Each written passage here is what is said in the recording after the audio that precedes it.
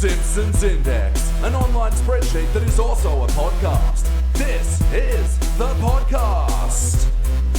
Coming to you out of SideQuest Studios, this is the Simpsons Index, episode 149. Hello out there, I'm your host, Elliot J. O'Neill, and joining me today in SideQuest Studios is the most guests we've ever had from the podcast Australian Music Diaries and the lead singer of Jack R. Reilly, Jack R. Reilly. Hello. And the guys from Hottest 100s and Thousands, Nathan Harrison. Hi. Adam Buncher. Hey. Andrew McDonald. Sorry we came back. And David James Young. You got that really quickly. Was that like a pre-installed app you already had, or Obviously. Yeah. He planned this from last night. this was his prep? It's a good bit. It's not bad. Oh, it's just got better.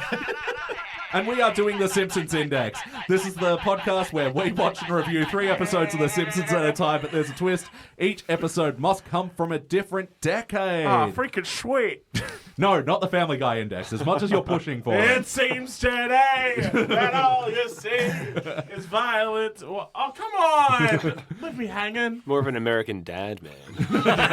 Or the Cleveland show. Bordertown? Oh, yeah. F is for family.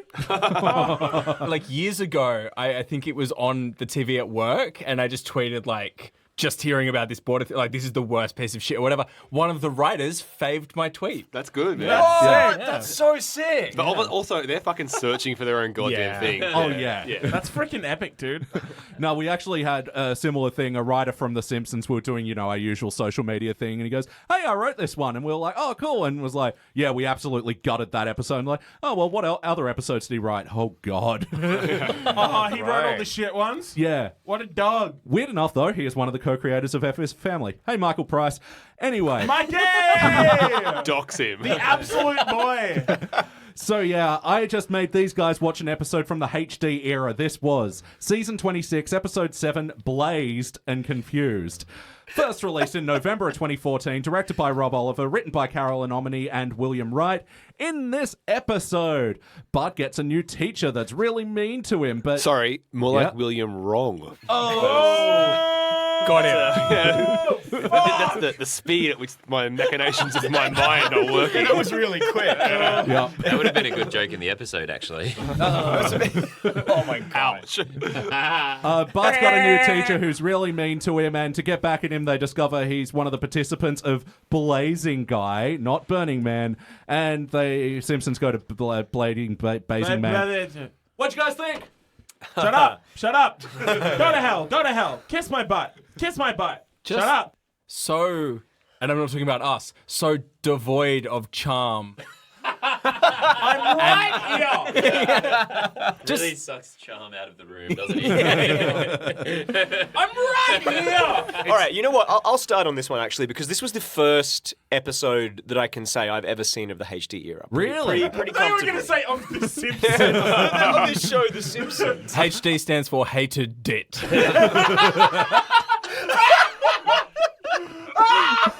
And what was your impressions of this new era? Okay, so obviously it has this reputation, right? New Simpsons and whatever, and so I was coming into it, but the first thing I kind of got was what I thought was a pretty okay joke. The first visual joke was kind of crap, which was Groundskeeper Willie kind of going to sleep in a pile of leaves, which is just, I don't know. It would have been as funny if he just continued to sweep up the leaves, really. Most of the jokes in this episode cannot be summed up with that was funny or that wasn't funny. They can just be okay. Your entire reaction is just like, okay. A lot of them What actually, now? I found myself laughing at because it's just I laughed at the fact that someone wrote it and continued to include it in the finished episode. Hundreds of people worked on this thing. But no, but the very first joke was Chalmers. That was good. Going through the list of the different principles and doing them all in Skinner voice, and some of them were really long and whatever. And it's like, okay, hey, my expectations from that point, I wasn't expecting a joke that was that good, straight off the bat, because I actually found that was quite funny.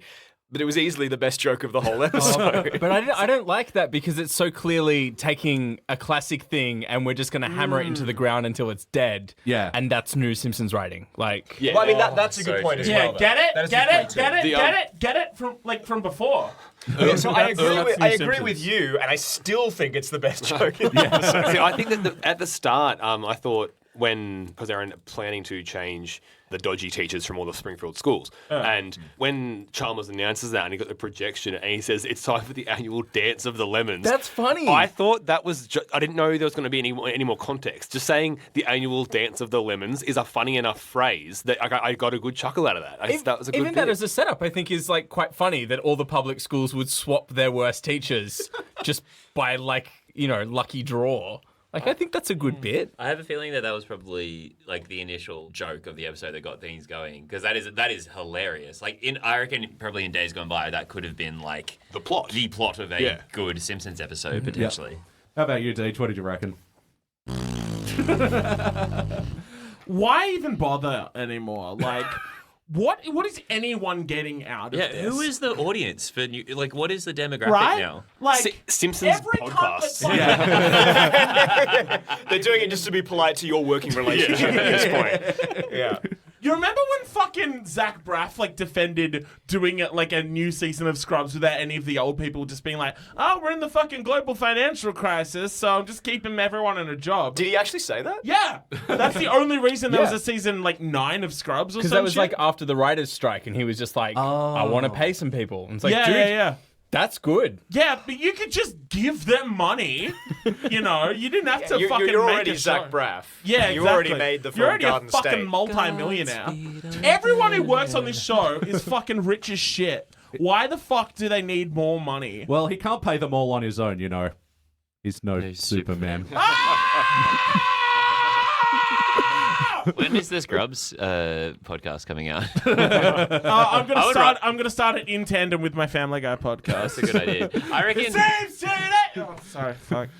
Scrubs would have been less of a waste of time to watch an episode, even of season 9, than what we just sort of watched.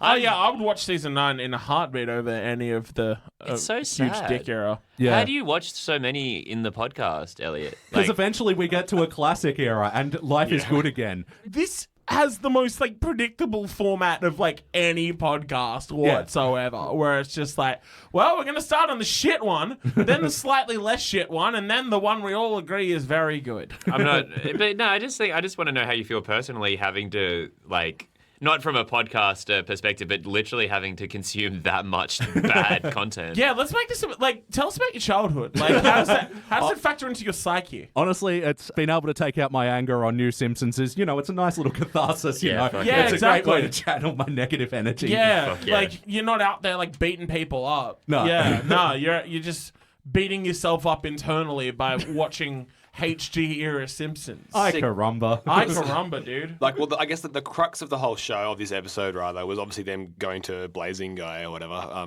the Burning Man stand-in. That in itself, Burning Man is a deep well for you to parody and make fun of. It's full of rich tech dudes who do acid and make deals, and people who spend thousands and thousands of dollars to pretend like they're connecting with the earth. It's a deep well to be able to make fun of that. But they kind of didn't really do that. They just no. And I guess for the animators, it was just an excuse to be able to draw some fun creatures and stuff, which I guess that they did. Oh yeah, the little animations and shit. Yeah, And cute. And whatever. Marge's trip, kind of I don't think there's ever been a okay. single depiction of drug use in anything That's been ever. that bad? That's been good at all. You know what was better? There was an episode, you'd know this, you're the Oracle.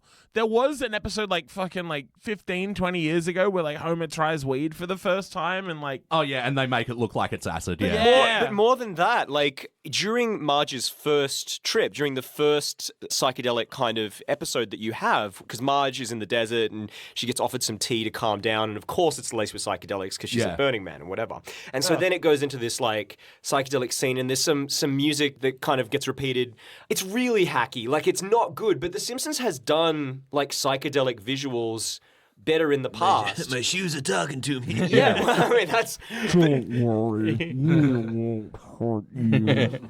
so good. We only want to have a little fun. So, but during that first bit, you actually see Space Coyote Yeah. walk past. Way to remind us of better times. Oh, what? I didn't even fucking notice Yeah, that. so and that's a time it's like, oh right, like that was when the Simpsons actually did attempt to do a psychedelic thing, and they really mixed up the visual style, and they really did something interesting. And just like the fact that Edna Krabappel was there, and she had the voice of the adults in Peanuts with the trumpet and whatever. It's like really clever. It's a good bit. Play on that, and to me, like that almost works as a synecdoche for the whole episode. It's just kind of like here's new Simpsons referencing old Simpsons, but what we're bringing to the table now is just not even close to what it was doing before, Yeah. And like classic like New Simpsons kind of like plot escalation when like Marge is like, You'll cheer up on our camping trip. and then and then there was a beat, and he's like, what camping trip? It was that was jarring as hell. It's like I've never Might seen. as well have fucking Skyped in.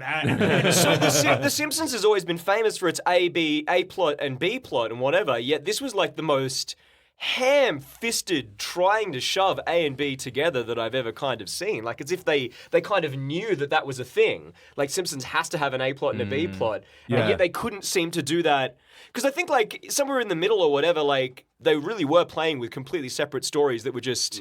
It was kind of like lol random kind of stuff. Whereas here it wasn't even lol random. It was just kind of like, oh, well, we're obliged to have an A plot and a B plot, and we somehow have to shove them together. So we're just going to do that in the most like hacky way. No, the end goal was clearly Burning Man, but then they didn't have a goal when they were there either. Yeah, that's true. And they didn't have Burning Man was obviously the main place they wanted to get to. So they're like, oh, okay, let's do this by. I guess Bart gets a mean teacher and he goes to Burning Man. We'll just do that. Yeah. Here's a bit of fun. So, what are our guesses for who the teacher was played by? Oh, Crispin Glover. Was it Close. Close? Dustin Hoffman? No, you're getting colder. Louis C.K. Too hot. It was the guest of Mr. Harvey. It was Will Wagner. You're closest now. Oh, what? It was Ben Mendelsohn. Willem Dafoe. The Green Goblin. Something of a scientist himself. Yeah, what do we think of his performance? Yeah. He's got a good voice, is the thing. Like he could just like read out the back of a cereal box, and I'd be like, cool. I reckon he did all of his lines the same way Krusty did his lines. hey! Say Shawmel. Okay, Krusty, we're ready to record, and no, he's fucking gone. Well, I think the annoying thing about his character is that there's just no depth to it. Like, he was cruel. Yeah. And he came in and you're like, oh, he's intimidating. He's not putting up with Nelson and Bart, and there's a whole mess there. But, like, we don't ever get a sense of why he's cruel. That cruelty seems jarringly disconnected to Blazing Guy. Yeah, like, completely. that's not part of it. We don't understand why he likes Blazing Guy, why it's important to him. So then humiliating him there by ruining that for him doesn't work as an end goal because none of it's connected. It's all just bits. Oh, speaking of ham-fisted, how about the old, let's continue this conversation online. Do you remember? I was just what was like... What is going on there? When he was chatting up. Requesting him like a slide into the DMs? Yeah. Like, fucking just slide into the DMs yourself, dude. Just shoot your shot. The internet is public domain. Because nothing good came from that. Like, the face look or whatever the Facebook stand-in is, like, there were no good jokes there. The story didn't do anything. Like, the plan didn't come from that. So what's the point of him not just talking about Blazing Guy in the teacher's room? Yeah. And maybe having a joke with Miss Hoover or something and, like... Yeah, that's good. Yeah, you should come to Blazing Guy with me. Yeah.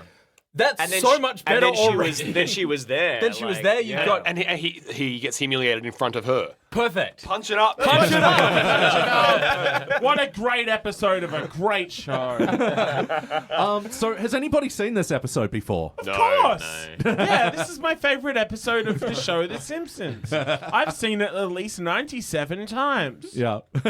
So on the Simpsons Index, we like to explore the two pillars of what we think can make a good Simpsons episode, the wackiness and the heart. So first of all, was this a particularly wacky episode of The Simpsons? I don't think it was. Like, I think it was more shooting for kind of like parody, really, or like commenting on something that kind of existed culturally, but didn't really have anything to say about that. It was more just kind of pointing towards, well, this exists, and this is what, and people dress as giant telephones in the desert. Am I right? Like, it didn't really have anything to say about The trippy Burning Man. animations were wacky, I guess. Again, compared to like Even the desert I've island. done The it in desert past, stuff, yeah. like with the coyote, you're like, No, I was talking when home, not desert island, when Sugar. totally.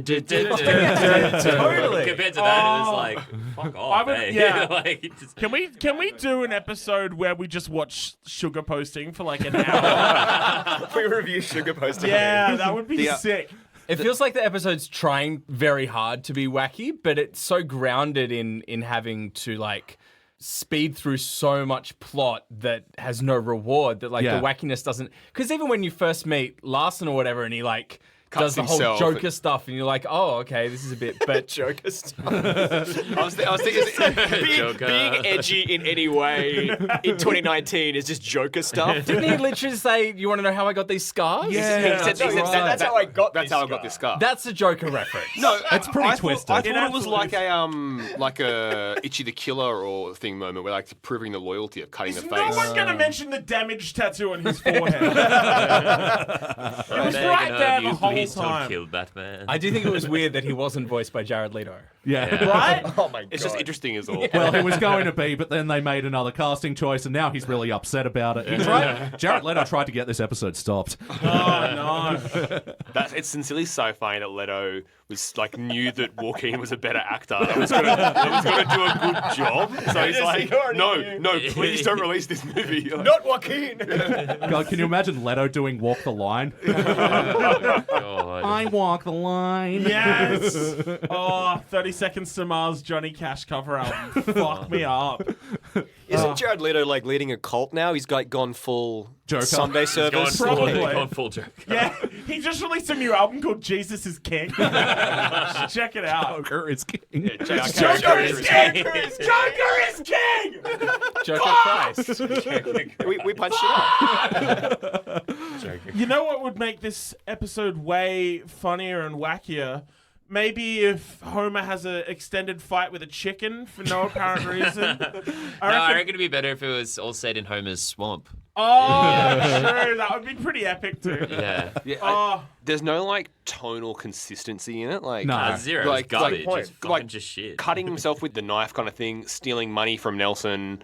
These kind of like over the top kind of things, and then like having him be someone who's like likes the hippie kind of experience of Blazing Guy, and then like Becomes a prison guard. Spoilers. Spoilers. Again, like they continue to drag the terrific voice work of Kelsey Grammer through the mud. Like there's a small sideshow Bob little bit at the end. Right. Our other guest star for this episode, yeah. Yeah. I legit wouldn't have been surprised if they just cut up previous appearances of his.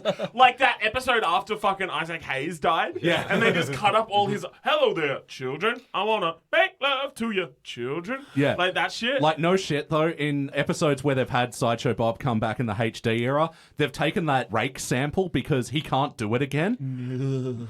Yeah, Wow. that one. Yeah. Oh, sorry. Let me try that again. So Watching you. I was like, it's first warning.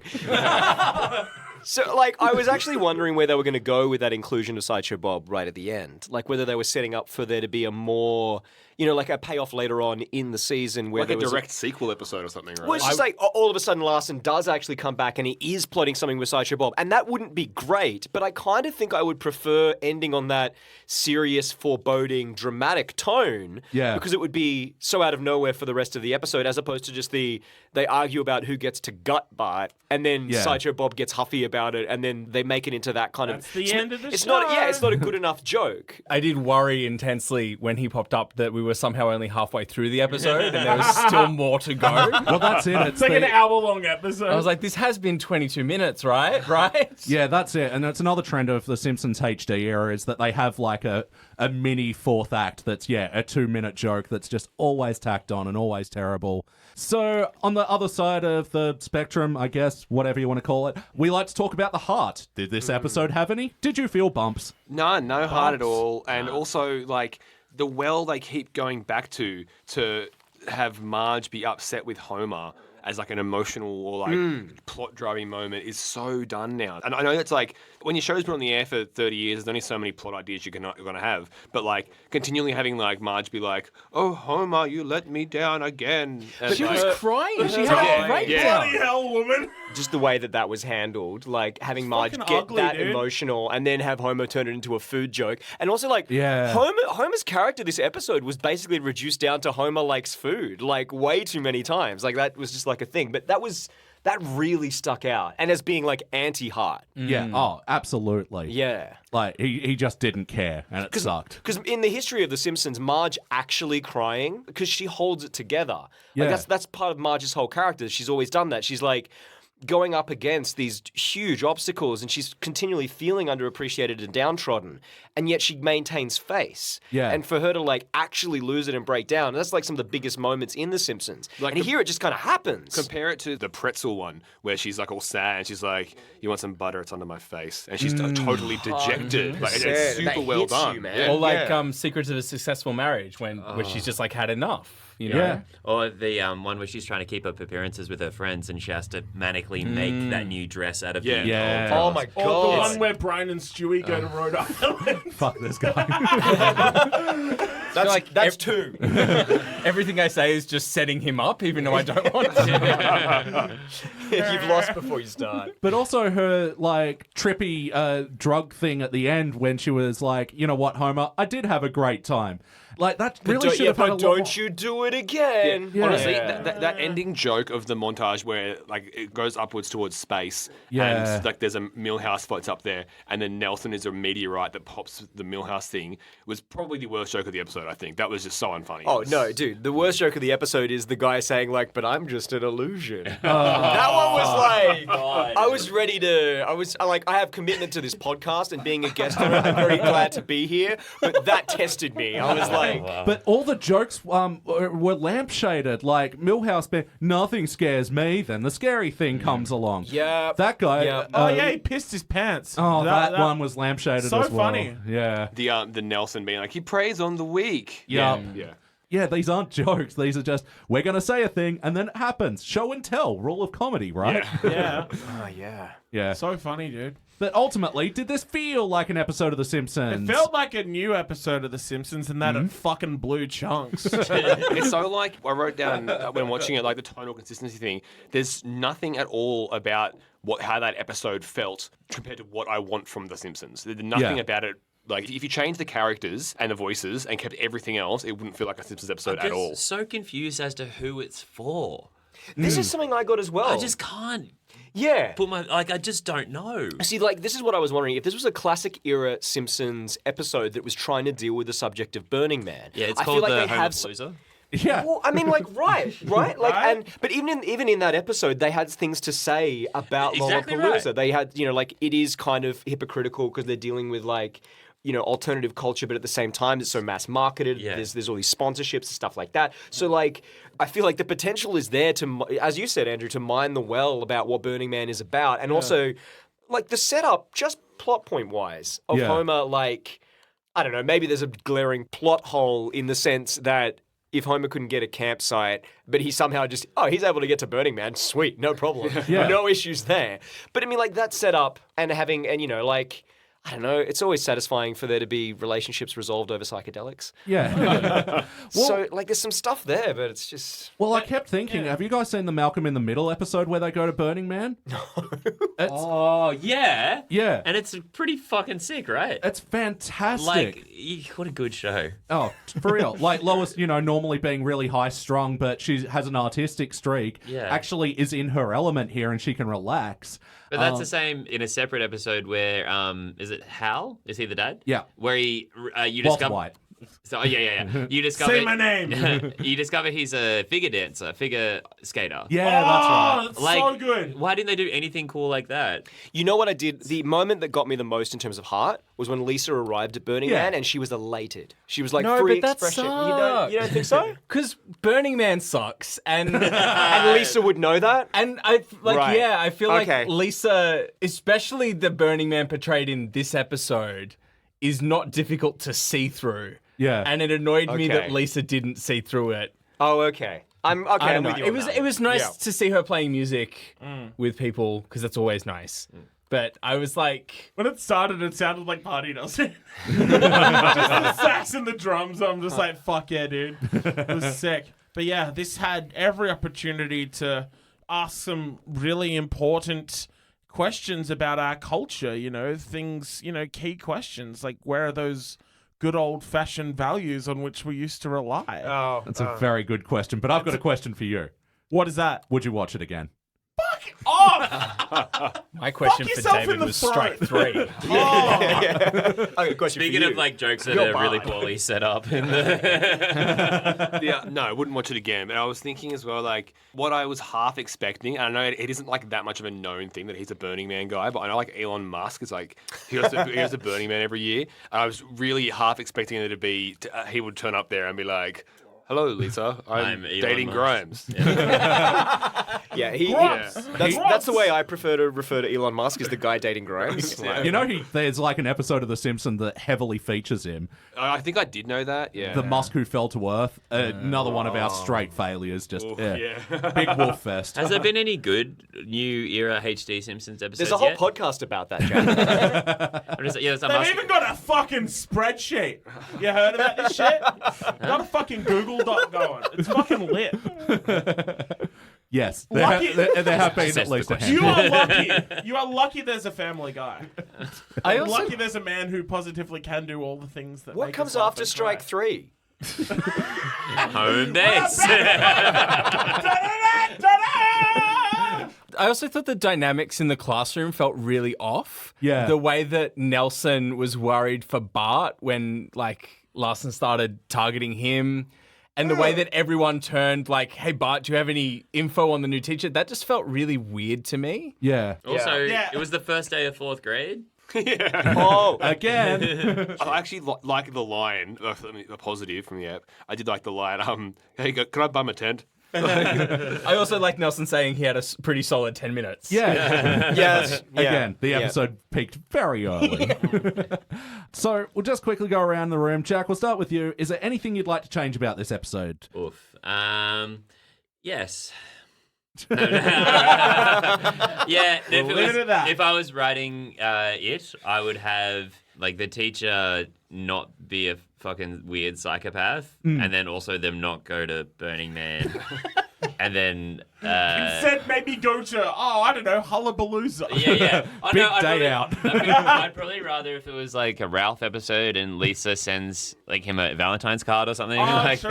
I reckon that'd be really cool. I'd enjoy that a lot, actually. How about you, Nathan? I think having more depth to the teacher character and like a reason for his cruelty that is then somehow connected to Burning Man makes it work. But I also think the Dance of the Lemons and like swapping the worst teachers should have been enough to sustain an episode. I don't need Burning Man. You know, it feels like 2 half episodes and maybe either of them could have been good. And so, like, that's exactly how I feel about it as well. 2 half episodes. So you pick one. You either make it about exclusively the cruelty of the teacher, and then something in that situation leads to a B plot, or alternatively, the family, like Homer fucks up camping, but he somehow lucks into taking his family to Burning Man, and that leads to be a catalyst for him resolving issues with Marge, and maybe the entire B plot there is Lisa becoming disillusioned with what she thinks is a creative paradise, but actually she sees like some, like Wall Street investors doing some deals or whatever. It's kind of like when Lisa goes to Washington, except more heartbreaking because it's this creativity kind of thing.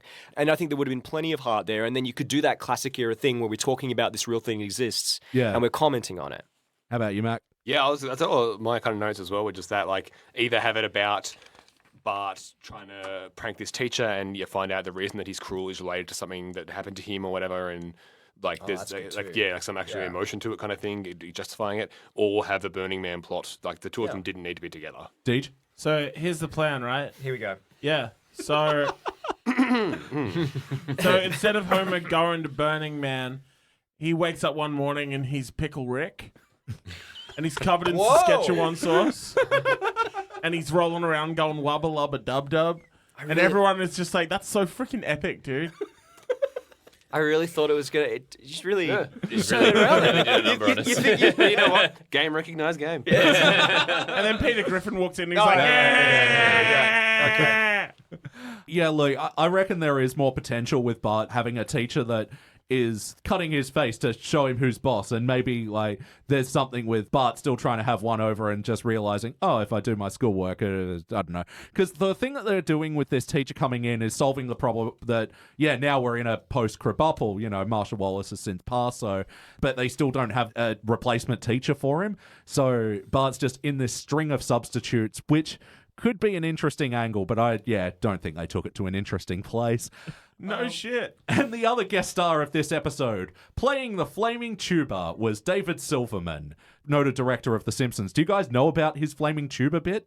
No, Does he actually play that? That was a thing. Yeah. The director from The Simpsons frequently goes to art festivals, including Burning Man, and has a tuba that has a gas line running through it that's on fire that, you know, bursts flames whenever he blows. It became a way bigger plot point than I thought it would be. Yeah. Yeah. I think if I had learnt that through a different episode, I might like it more.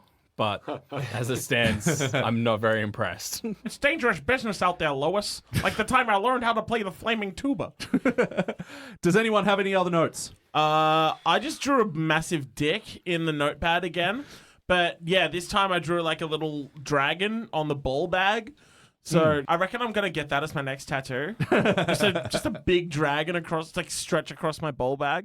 Wait, so you're getting the tattoo of a dragon on a ball bag, or are you getting a tattoo of a dragon on your ball No, bag? I'm getting a tattoo of a dick where the ball bag has a dragon tattooed on it. Right. So it's a tattoo within a tattoo. Under your eye. Yeah, Like exactly. Post Malone. Yeah, exactly. 2 dicks under both eyes. It's gonna be freaking sweet. I think probably the worst joke in the episode overall, and there were many bad ones, but the one that I was just like, this is actually a bad joke, is where, I don't know whether that character is named, the one with the red glasses and the curly hair. Database, yeah. Database, yeah, when he says, no. does he have OCD? It's like, man, nuh-uh, Boo. not on. Nah. Not on board with that. Yeah, that was very particularly egregious, and I'll say again, it's a bummer to see, even briefly, the talents of Kelsey Grammer wasted. Yeah. Even though he did, like, it was still good to hear his voice. It is. It's always good to hear his voice. Like, The way he said salmon. I was like, man. Yeah. I want him to be my waiter. I did think Bring me some tossed salad and scrambled eggs. But no, like, if he came over to you and he was reading out the menu and he just said salmon like that, it's like, all the salmon. You'd be like, no. Anything but that one. What'd you do to Colin it? again. No. I did like when Larson cut his face and then Skinner was like, oh, I see you're left-handed. That was like, I don't think that joke landed super well, but I do think it was a very Skinner thing to do in that situation. Yeah. And in a episode devoid of like real character, I was like, I like that. I actually didn't mind when he snapped the red pen and goes, oh, I'm going to fail nail Yeah. inspection. It was quick, at least, yeah. Relatively painless. It wasn't a Mercifully good joke, brief. but it was a short joke. I just was really sad by the whole thing. I was just like, Oh, I'm sorry. I was just like, fuck off. Like, You really thought I don't that like to The see you Simpsons like were this, still Jack. at their peak. no, I knew that it wasn't at its peak, but I just was just like, surely these people were fans of The Simpsons at one point, right? Yeah. Why do they wish it harm? Why do they wish it harm? What are they doing? Like, yeah, it's a real stop. He's already dead. it fully is. Stop it. He's already dead. Oh, get it? Like from the thing. But maybe it's like what you said when you're talking about how you were talking to the writer and they said like, well, we didn't nail it that episode, but Yeah. next episode, guys, it's going to be the start of a new golden era of The Simpsons. So they show up That's next it. day and Luck. try again. Oh, it's so sad. Nobody likes their job. Yeah, Well, yeah, that's also that. yeah. Yeah, a couple more notes. I write for The Simpsons. It's a bummer. Who, me? Back to the office. Anyone catch Bart's little Keith Flint haircut? I actually Yeah. wrote that down in my notes. Keith Flint haircut, yeah. Yeah, what a twisted fire starter. Oh, Burning Man, Firestarter. Fuck Hey. yeah. Okay, cool. R.I.P. Oh, and then they did that really, again, lampshaded joke. At least they didn't draw attention to it, and he's got a balloon, and ugh. Actually, you know what else I thought? I just thought of something as well. When, like, the lamp shading, when Bart takes his hat off and he's got the Homer haircut. Not a Yeah. bad joke. Him saying, I was trying to even it out. And then Milhouse goes, you're starting to look a lot like your dad. Like, what the hell, man? Also, don't remind us of that great Bob's Burgers episode that we'd all rather be watching. So where Gene like becomes like Bob. Yes. It starts acting like him as well. And like calls his mum. Don't call your mother Lynn. You're Lynn, all kids, terrible. You're terrible. You're all terrible. You do say that. I think of that line in Bob's Burgers, I'm funny money in the wall probably once a day. The Bob Index. An online spreadsheet that's also a fucking Bob's Burgers podcast. Actually, I that do. has legs because then each episode you could eat and review the burgers that are the specials. That'd be good. So it's not the podcast that's also a spreadsheet. It's the podcast that's also a cookbook. Yeah. Oh, fuck me up. Oh, because, the amount of times I've seen that, and it's like, I would like to chive that car. Comes with chives. Comes with shows. Gravy boat, baby. Good shit. Oh, and he holsters the gravy boat. Fuck. Yeah. It's time to rank this thing. Oh, God. I have to tell the people how the ranking works. They know! You've done like 40 fucking thousand of these. Oh, hello to first-time listeners. We're very sorry. It seems today. On the Simpsons Index, we rank using our 6-point scale, which starts down the bottom at failure. Maybe if the episode was just meh, you give it participant. But for the positive rankings, you got okay bronze, good silver, excellent gold. But for the best of the very best, the episodes that the Simpsons could not exist without, you give cubic zirconia. I'm going to go first. Let me show you how it's done. Look, despite ripping at new ones all over the place, I am going to give it a participant. It didn't quite do enough bad, egregious, character-breaking moments. It was mostly boring to me, and I'm not mad. I'm just disappointed. But how about you, DJY? Cubic zirconium. Okay. Can you justify yourself? Yes. Go on. Don't let us stop you. It's okay. I heard you before. How about you, Mac? Look, I was initially going to say failure, but then your justification for participant kind of made me think that as well. I did chuckle out loud a couple of times, and I thought there were a couple of jokes. It was a crappy app, and I wouldn't watch it again, but I'm going to give it a participant as well. Adam? I enjoyed it from the point... No, hang on. Hang on. From the point of view of, like, as I said, I hadn't seen much New Era Simpsons, and I had no idea what it would actually be like. And I was like, oh, there's a little bit of joy in finding out how bad. Yeah. But at the same time, like, I think, participant, because... For it to be a failure, I think it would have to actually actively destroy the lineage of The Simpsons. Then I think this just kind of held pace with what New Simpsons is. It is a prime example of that compared to, what it was. Nath? Oh, man, now I feel like I have to give it participant. No. It's the individual rankings, man. You do you. Yeah, it's just like, it was so devoid of joy and charm. Is that enough to fail? Because if that's the case, then that, speaks to life in... no, whatever, failure. It's a failure. Hey. Yeah. Jack? Yeah, it was a definite failure for me. Like that fucking... You're the Simpsons, bro. You can't just have a participant.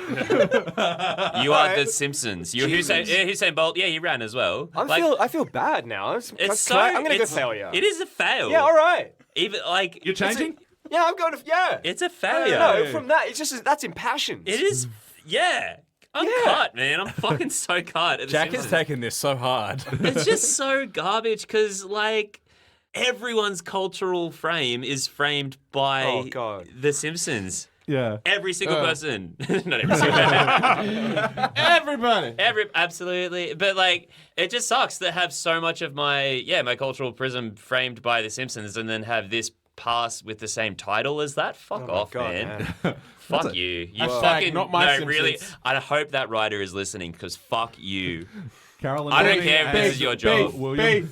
Who wrote it again, Elliot? Who gives a It fuck? was a dual writing credit of Carolyn Omni and William Wright. Fuck off, man. Like, You don't. don't. It's a female. Oh, interesting. I just think it's interesting is all, Jack. Look, I just... That The you'd R be so stands mean for to cancelled. that you'd be so mean to a female artist is all. Yeah. I just think. Where was the artist? I couldn't see. Oh, noted misogynist Jack Reilly. All right, this will make this episode a shiny failure. This will be the second episode from season 26 to get that honor, the other being Mathlete's Feet, which is a very boring, forgettable episode that is most noted for featuring the Rick and Morty couch gag. Wow.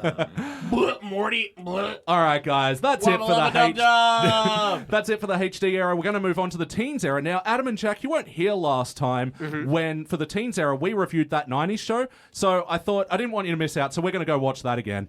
Okay. I hate you so much. Oh, that was it. No, I'm fucking kidding. We're watching the one with the Who. We'll be back. Yeah. Oh, yeah. And we are back, and we just watched our Teens Era episode. This was Season 12, Episode 2, A Tale of Two Springfields. First released in November of aught. It was directed by Sean Cashman, written by John Swartzwelder. Hey. In this episode, people should know this one. This is the one with the badger that's probably Millhouse, and it's also got the Who. Badger my ass! Guys, what'd you think? Look, the quote actually from The Room was, "It feels good to laugh again." And there was a lot of laughter at the front end of this episode. Yeah. They don't fuck around. Hey, this moves so quick. It's so good. The moments with, like, Homer investigating the badger in the dog kennel. Actually, like, from the very beginning, like, taking it right back. Like, Bart discovering that there's a badger. And then It's so funny. the whole front section. And, like, getting back to what I was saying about, like, A plots and B plots, the first, like, 5 to 10 minutes is the entire, like, B plot before we move into the A plot. And it's done so friggin' well when the badger shows up at the window and goes like, Shut up, you. We have more important things to worry about. yeah. And also badger voice, like, it comes back a few times, and whoever did the voice acting is just like, Yeah, I thought that was going to be Enjoying a that so Frank much. Welker, and it wasn't. It was Willem Dafoe.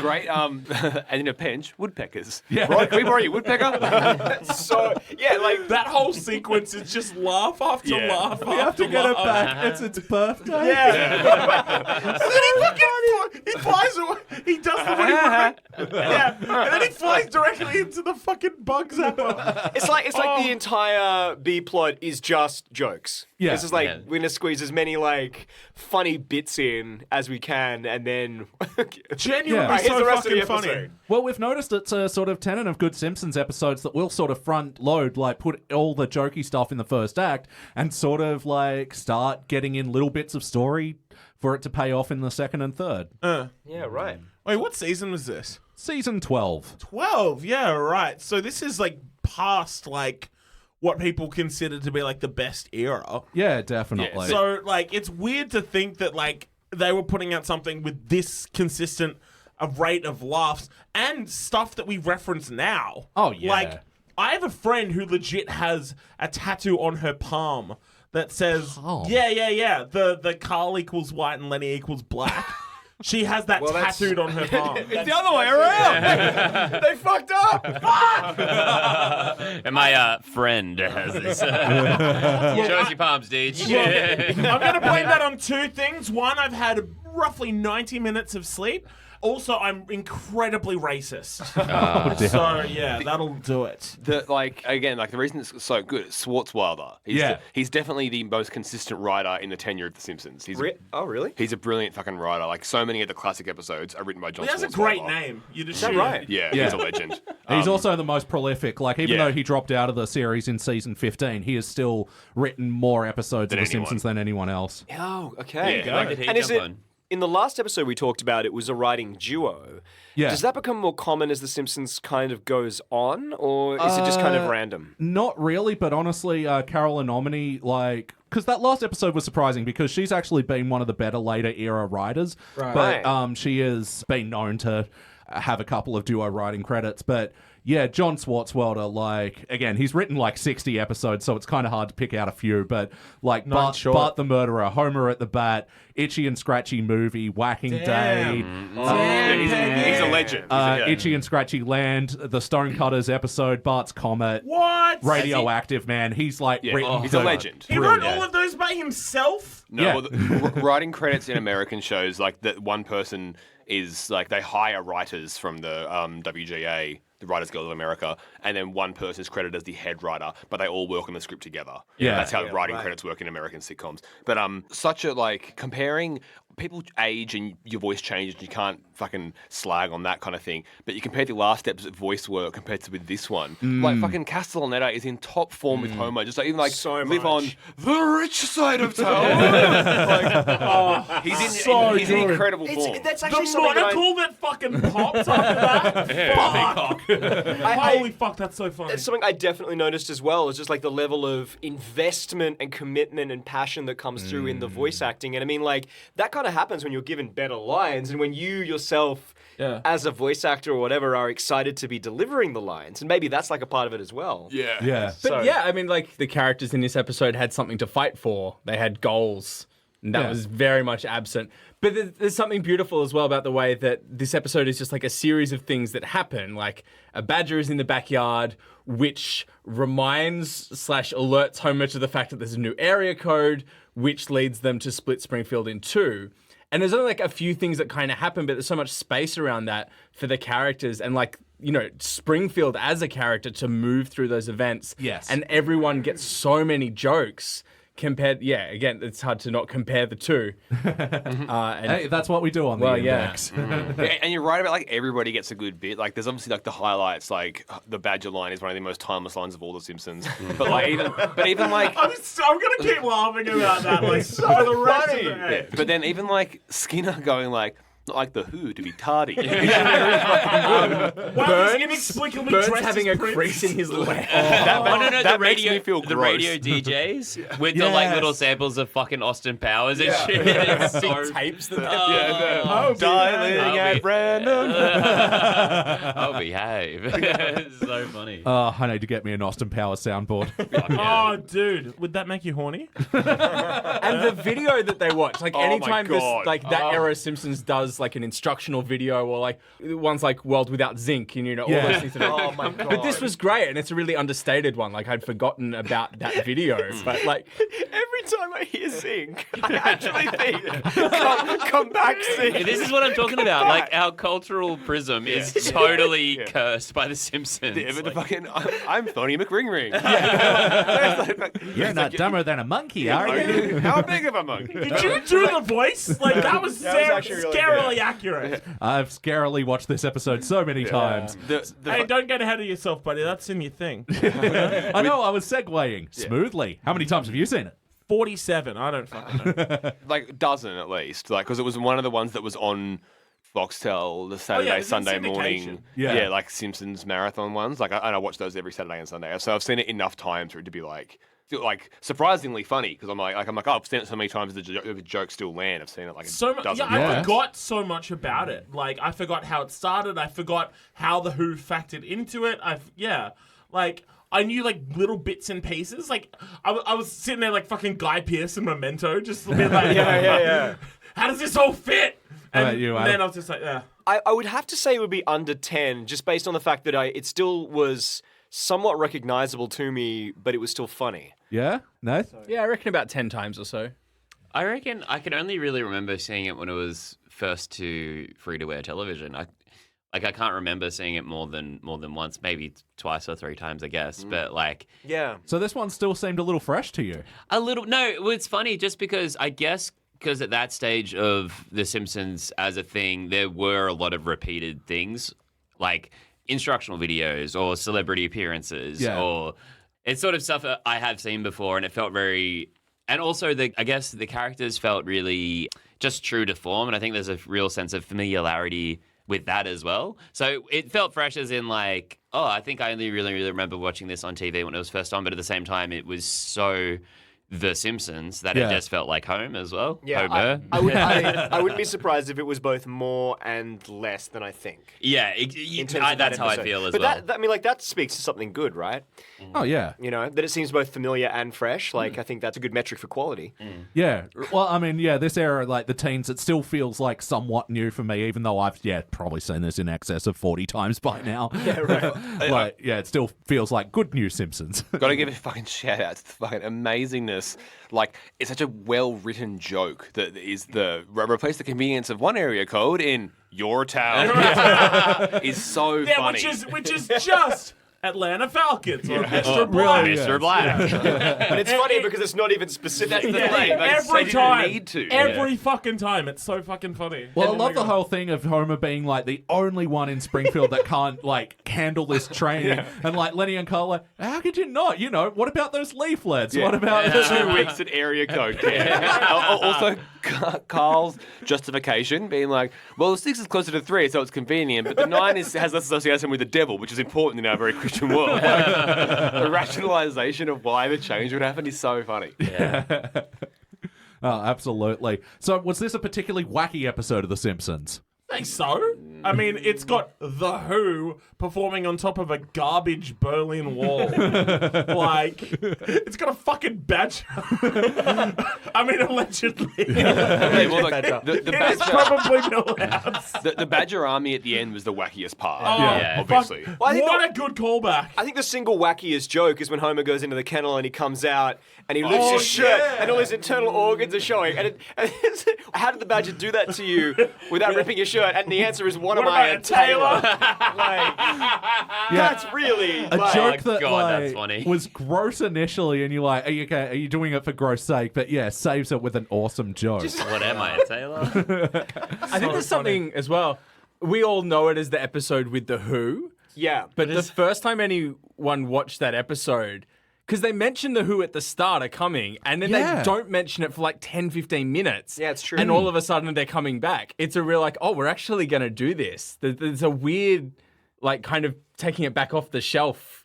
It's a good foreshadow, isn't It's it? really Yeah. good. Yeah. But I think you could have written that episode and not had The Who in it, and still had, like, we're giving tickets away, concept and it just giveaway. happens to be The Who. Yeah. yeah. Yeah. And leading to the guest stars of this episode, Roger Daltrey, John Entwistle, and Paul. Indeed. Townsend. Yes. Yeah. Pete Townsend's brother. Yeah. Pete, well, he was unavailable or was not bothered or whatever. Well, according to my research, apparently they contacted him and said, "Oh, would you like to be in this episode?" And he said, "Yeah, sure." And then when they're like, "Oh, okay, when do you want to set this up?" He's like, "I thought we were going to Yellow Submarine this, Right. kind of get an actor in." And he refused to do it. And yeah, the Who's agent said, Paul would probably be up for it. Yeah, fucking the guy from the Who's brothers have got anything going on. So interesting. He's like a gardener or whatever. Was Millhouse in the episode at all? No, I don't think so. He was in the right. kennel. I mean, it at was the beginning. probably. It was probably Millhouse. And as the Badger. And interestingly, when they were playing on the garbage wall, they drew in Keith Moon, even though he has obviously No, not been. that wasn't Keith Moon. That's what the animators intended. Really? 'Cause Yeah. I thought it was supposed to look like Zach Starkey. Ah, you jumped ahead of my trivia. Yeah. Well, so for the people in this room and for those of you listening at home, Zach Starkey is a British drummer who has drummed for Oasis and The Who and a bunch of other bands. Now, his dad is a guy called Richard Starkey, who also... Appeared on The Simpsons. Also appeared on The Simpsons. I hung it you on will me have wall. You'll have to forgive the lateness of his reply. But yeah, not his first voice work, actually. He also worked on a little show called Thomas the Tank Engine. Look and forward to Iron my Man as show, well. yeah, the Tank Engine Index, which is coming out in a matter of months. Oh, you get to do that episode where Gordon gets all walled up. Yes! Oh, It's really hectic. So every it's- week. So it's it- Ringo's son. Yes. Yeah. So did they draw Keith Moon inside the wall, or you mean just Richard Starkey's? No, they drew Keith Moon in as drumming, even though, yeah, Right. Okay. just as a little quiet tribute, even though, yeah, he wasn't in the hotel room Yeah. Yeah. when Homer and Bart were trashing it. Yeah.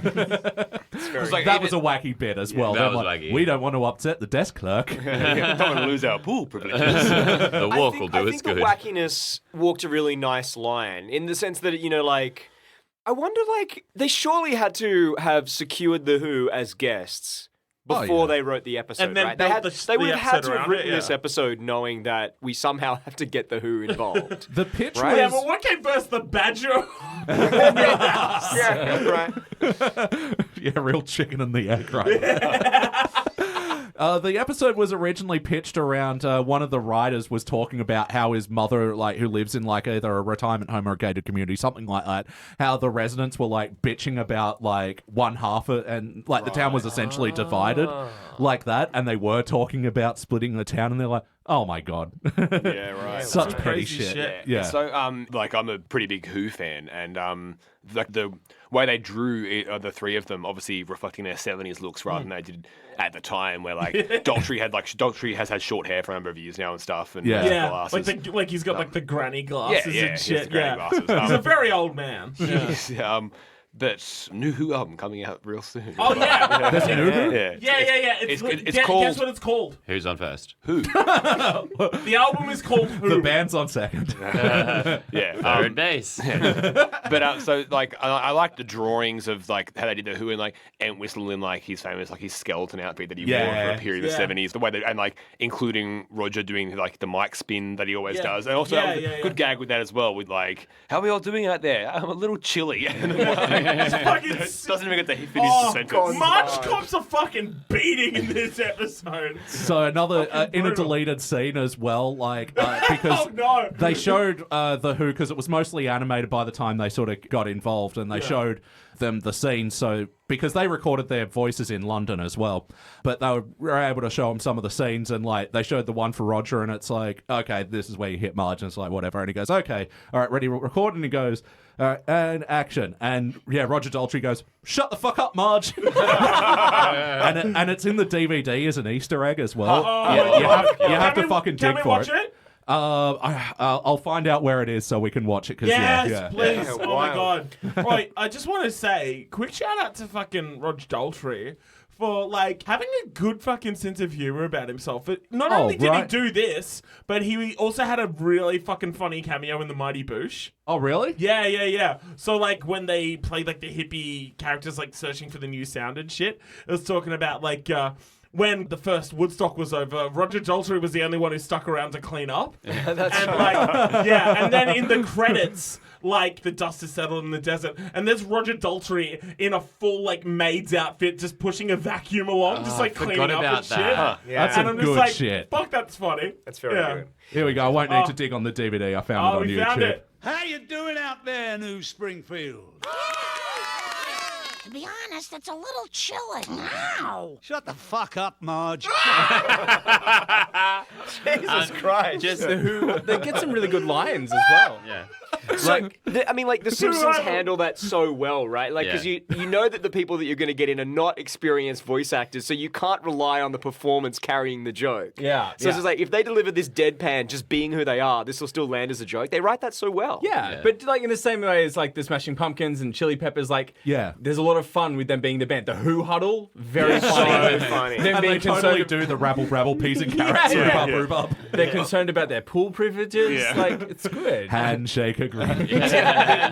Okay, we'll play Magic Bus. Yeah, also, though, when it comes to concert time, they make The Who seem like the coolest goddamn band in the world. I remember, like, when I was a kid watching this episode, and just the way that The Who were presented, I'm like, holy shit, this band is cool. Yeah. Like, Yeah, dude. like, the episode repays them getting involved in a really nice way. Yeah. Absolutely. Also, just on the wackiness, like, it was wacky, but nothing was without purpose. Yeah. You know what I mean? Like, they set up everything, even things that are like, oh, well, I can't imagine that happening. They kind of gave justification for all of the things. Yeah, it Now, was, it was pretty lean. The escalating revenge between the two sides of the town was probably where the most wackiness came from. Yeah, they was put the sick. Evian water thing in. Like, good bit, but. I'm able to buy the Evian water pen and fly it here from France. 4 little helicopters carrying a building. Thanks to you, we're now taking golden showers. What? So how about the heart of this episode? Did we feel bumps? No. No, it wasn't. It didn't really have to have. This is just a fun feels. episode. This I isn't a felt, feelsy episode. I felt a bump when was it Jimbo or Dolph was like, "What does freedom mean to me?" My homework is in your side of town. Yeah, Is in your side. Can I ask you something? of course. Because I listen to this fucking like all the time. Aw. Like, well, I told you, it fucking helps me get to sleep. It's just nice to have like. No, it's good. Like, it's good to have like something like wholesome and like nice in the background that isn't just like, who are your guys? You know, I told you that. Like Stamps.com. stamps.com. Yeah, that's the shit. What the fuck are bumps? Because you say it all the time, and I've never heard that expression ever before used by anyone ever. I even tried to Google it, and I didn't know what to fucking like. Oh, it's an index original. Oh, so is it like an in joke? Is it like from like episode 2 or something? Do you want to field this question? Heartbeat. Yeah. Yeah. Yeah, it's the sound your heart makes. Oh, so it's like onomatopoeia. Yeah. Right. I thought it was like maybe scientific or some shit. Because like the whole time I've just been like, what the Very not. Who, me? Well, I'm a scientist. But no, like the whole time I hear it and Batman's I'm a just scientist. It's not Batman. I shouldn't have stopped for that. But like the whole time I'm just like, what the fuck is this cunt talking about? Well, actually, in the early days of the podcast, me and Beach used to have an argument. What is it, bumps or the thumps? But bump is nicer. You don't Yeah. want to put THs in there unnecessarily. Multiple you only want to use THs. you only use the TH when you need to.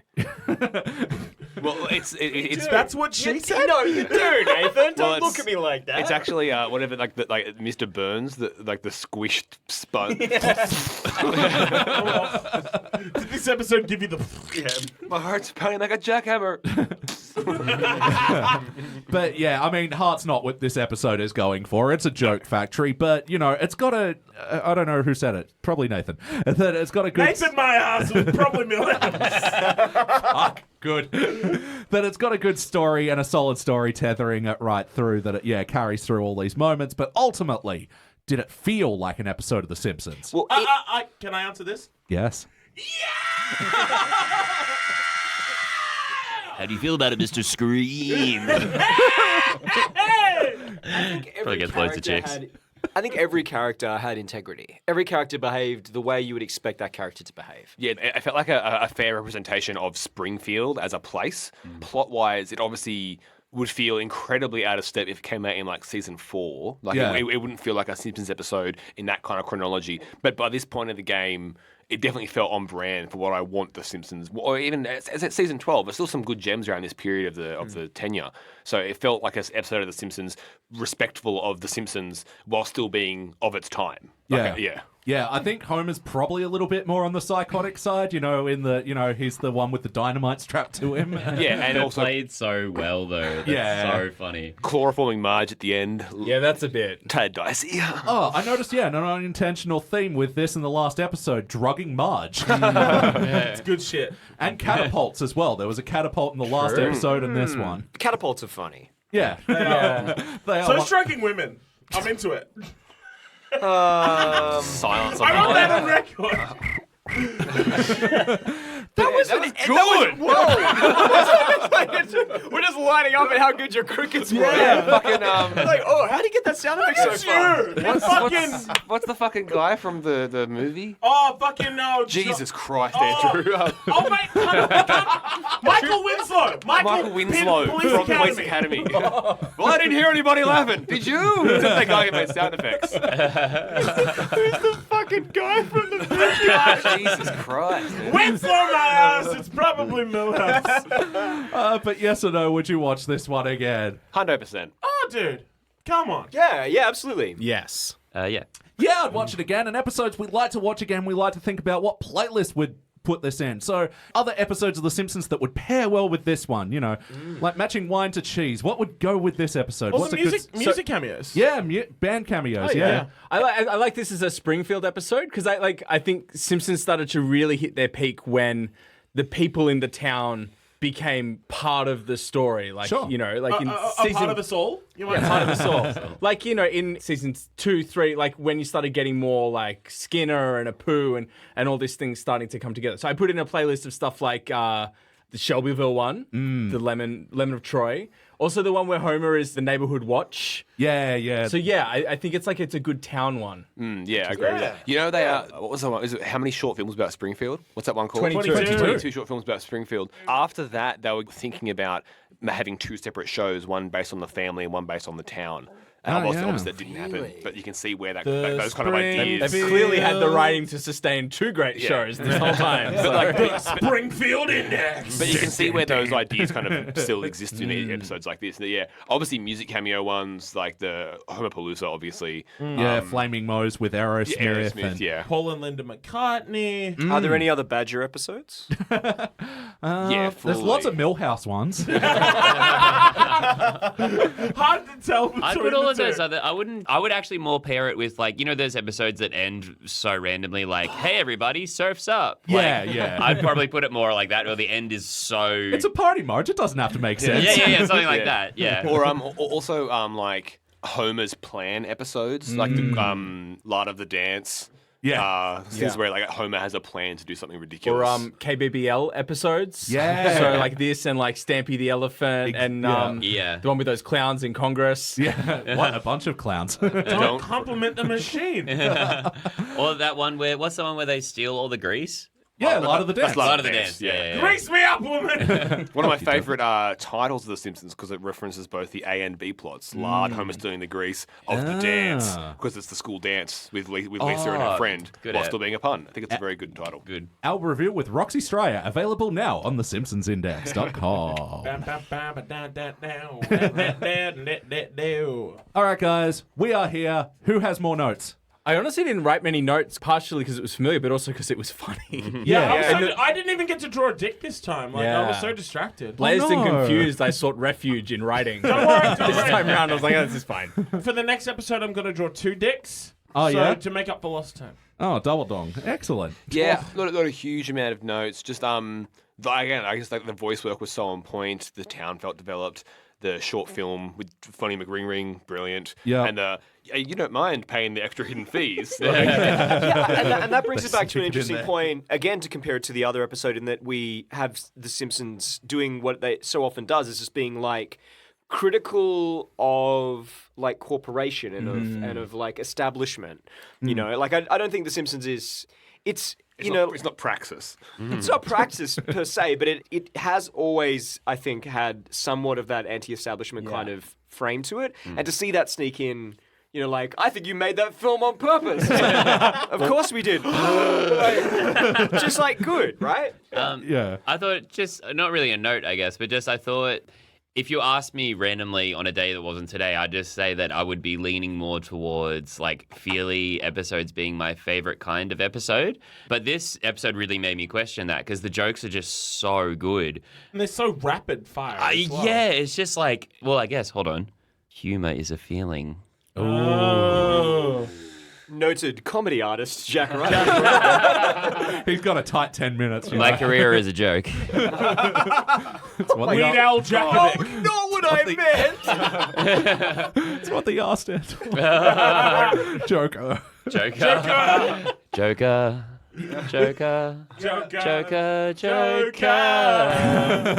I'm begging of you, please don't kill Batman.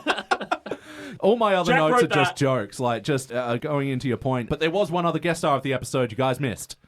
It The was woodpecker. The Badger. Let's think. It was Badger, during the radio Badger, Badger. segment. It was one of the samples. They actually got the celebrity to provide the Myers? voice. No. No idea. Oh. Gary Coleman. Really? Yeah. Oh, because I'll put that episode in with this playlist as well, the Gary Coleman episode. Yeah. That is On the Coleman playlist. Yeah, 4 prawns is hardly a galaxy. The ending of that with the what you talking about, Mo? What you talking about? everybody. Yeah, now time to sit back and wait for an NFL team. That was very good. Yeah. Oh yeah. How did we forget that one? Which one? Which? Oh yeah? Come here a minute? Oh, yeah. You can't just say, oh yeah, with no tone. yeah. Oh yeah? There we go. There we go. Come here a You minute. come here a minute. You come here a minute. Oh, yeah. Very good. Homer, once the town's deserted and he's just punching the shop windows. Dad, you're bleeding. Makes a little turn. Okay. Fucking so good. And yeah, that he stole the bottle of chloroform. He's like, I'll give you this bottle of chloroform if you let us see that. That's a very Oh, good that dumb That's as a- shit security. Here's your who. I thought we fired that guy. Oh, yeah, I got fired by The Who. Yeah. And yeah, my final note is, the Who's back and forth about the auto ringer or speed dial. That's what he called Also, it. just So how funny. many times Homer dialed a number without remembering It's ringing. And went fetal. The animation of Homer stroking Bart sitting with the phone, and it's getting increasingly exhausted. That's very good. That's very good too. It's time to rank this thing. Nathan will go first this time. Is it cubic zirconia, then Gold, silver, bronze. gold? Yeah. I think I'll give this a gold, I reckon. Yeah. It was really good, and I don't think it really... Obviously, the jokes are in the front half, but I don't think it really ever dipped. So yeah, I'm happy with gold. Same. Oh, did you go next? I'm asserting my dominance. What can I do? You're dominating. Yeah, fuck yeah. Yeah, no, it's a really fucking solid, really fun episode. Like, it's not like an all-time classic, but it's just really consistent and really funny. Adam. Yeah, I'm giving it a gold as well. Had a lot of fun. Jack. Yeah, probably silver to gold. Which one? Light silver to strong. Make up your strong fucking silver to mind. light gold. No, I think it's silver just because. Oh no, because gold's not the top. Hey, yeah, no, gold. All right. Why don't you just make That was a 10 trick. louder and then make that louder? So- Well, after 10, according to The Who, is what-oh. Yeah. Yeah, I'm gonna go silver just because I think if I'm giving out cubic zirconia, I'll probably only give it to maybe like 10 episodes there were, and gold is more the overall, but it's still a very very fucking funny But I'm gonna go with the silver. Yeah, I think that's actually silver. Yeah. So silver. I think I agree with you. Yeah. Andrew. So you are going silver, Jack? Silver, yeah. All right. Oh, you have to scribble out your rank a few times now. Judas. Okay. Well, look, I mean, it's dull gold either way, but I'm going gold because I'm nice and I had a really good time with you guys today. That was fun. All right. Okay, Fucking that'll be Spandau Ballet over here. Good shit. Gold! You are indestructible. Hey! All right, well, averaging out, that'll be a dull gold. It'll be the 4th episode from season 12 to be dubbed a dull gold. It'll be joining Tennis the Menace, where they get the tennis court. Classic. Oh, yeah. Yeah, again with another fuck you intro where they start out buying a grave and funeral plot for Grandpa and they end up getting a tennis court. Bet you didn't see that coming. Worst episode ever where comic book guy starts dating Agnes after having a heart Oh, attack. I remember that. That was gross. And Treehouse of Horror 11 featuring the Hansel and Gretel story. Oh, fuck yeah. And Wikipedia, because I can't remember the Treehouse is just based off name alone. Oh, the Dolphins, the Night of the You're calling Dolphins. yourself a fan. The Night of the Dolphins. Night of Dolphins is great. Sorry, excuse me. Do the Tree Houses of Horror rate high generally? I think, yeah, we give them a little bit more leeway because they are intrinsically less, like, they're not trying to be integrity or anything like that. They're meant to be a bit silly. And Yeah. yeah, it also had Ghosted, which is, one of my absolute favorite Treehouse segments. For sure. Where Homer chokes on the bit of broccoli. All right, guys, you have earned your classic era episode. Oh, fuck. And this What is is a stellar episode, I might say. Oh, yeah. Don't tell me. Oh my We are going to be reviewing a streetcar named Marge. We will be back. Stella my ass. It's probably Miller.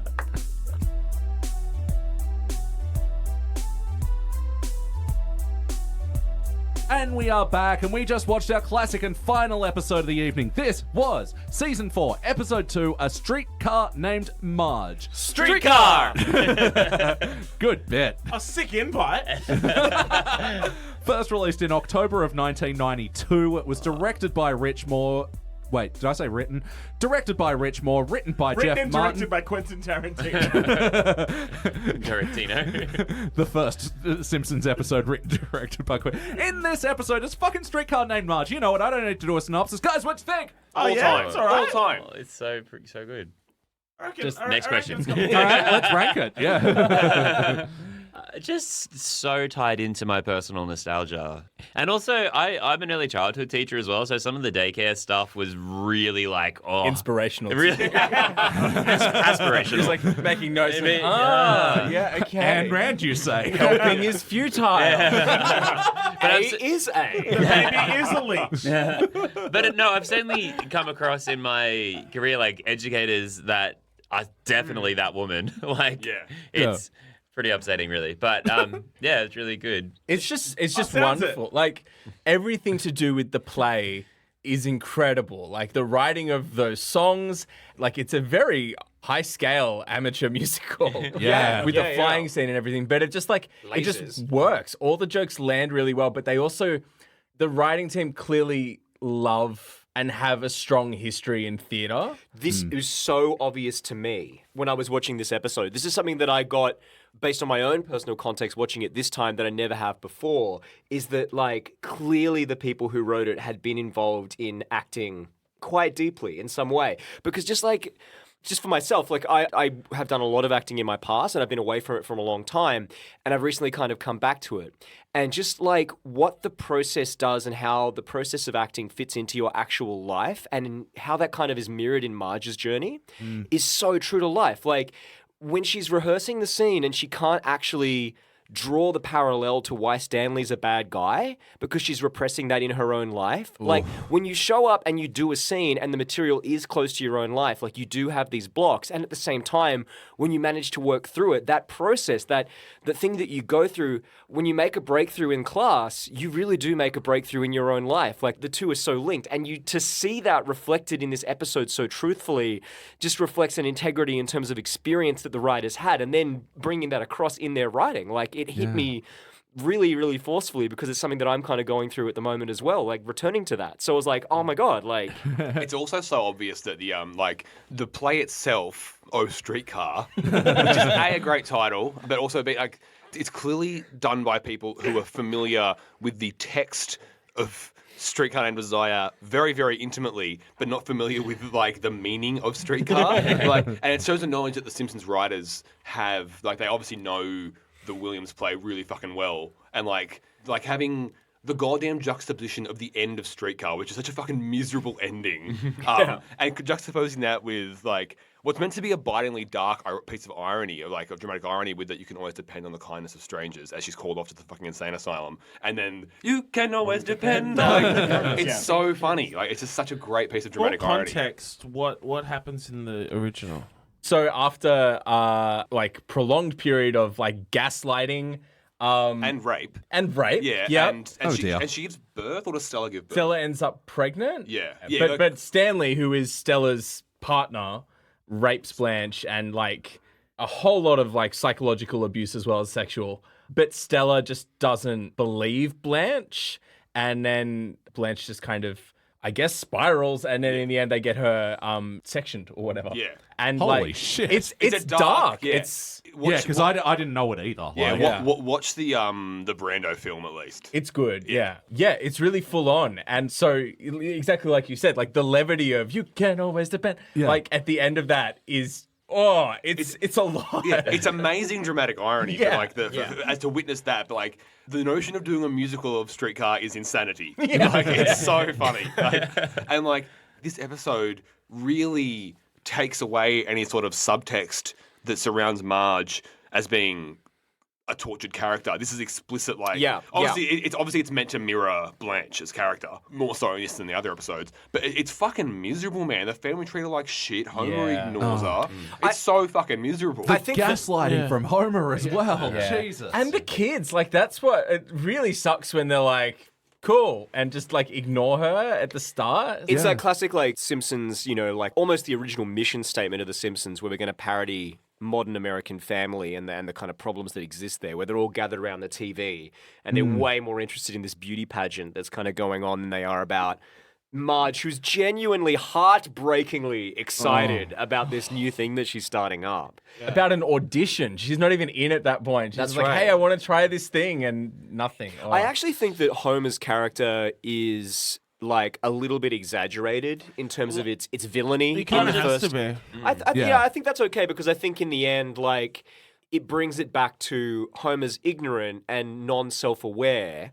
In the end, it gets to that point. But in the beginning, I'm just kind of like, I almost don't buy it. And like watching it this time is the first time I really became aware of it. But I think that's, you're willing to overlook that because of the purpose that it serves in terms of the overall episode. Of him paralleling Stanley is the point of the villain. Absolutely. Yeah. You're right. It is a heightened But in terms of like form for Homer, I think it's a little bit more villainous than Homer is. Yeah. But I really enjoy the end of it where it's just like, oh no, that's not the minutiae of Homer's character. You can just see this is an episode of him, not episode as in it's a Simpsons episode, but an episode in his life of like, oh fuck, I'm really fucking up right here. And, and that little moment of self-reflection, and that leads to that awareness of like, it's like when I pick my teeth with the mail. Which again feeds into what I was saying about, this process of art and your own life reflecting within art. Like from Homer's point of view, it's as the viewer. And the fact that I'm able to draw so much depth from it, like this is classic. This is classic Simpsons era, right? Simpsons. Like this is the main difference, because like the jokes in this episode compared to the teens episode, they're not as funny, but they're deeper. Yeah. Like it's like everything isn't necessarily built to be a punchline. Even in the beginning, like where you say like you front load the jokes, like the classic thing that illustrates is when they're going through the panel.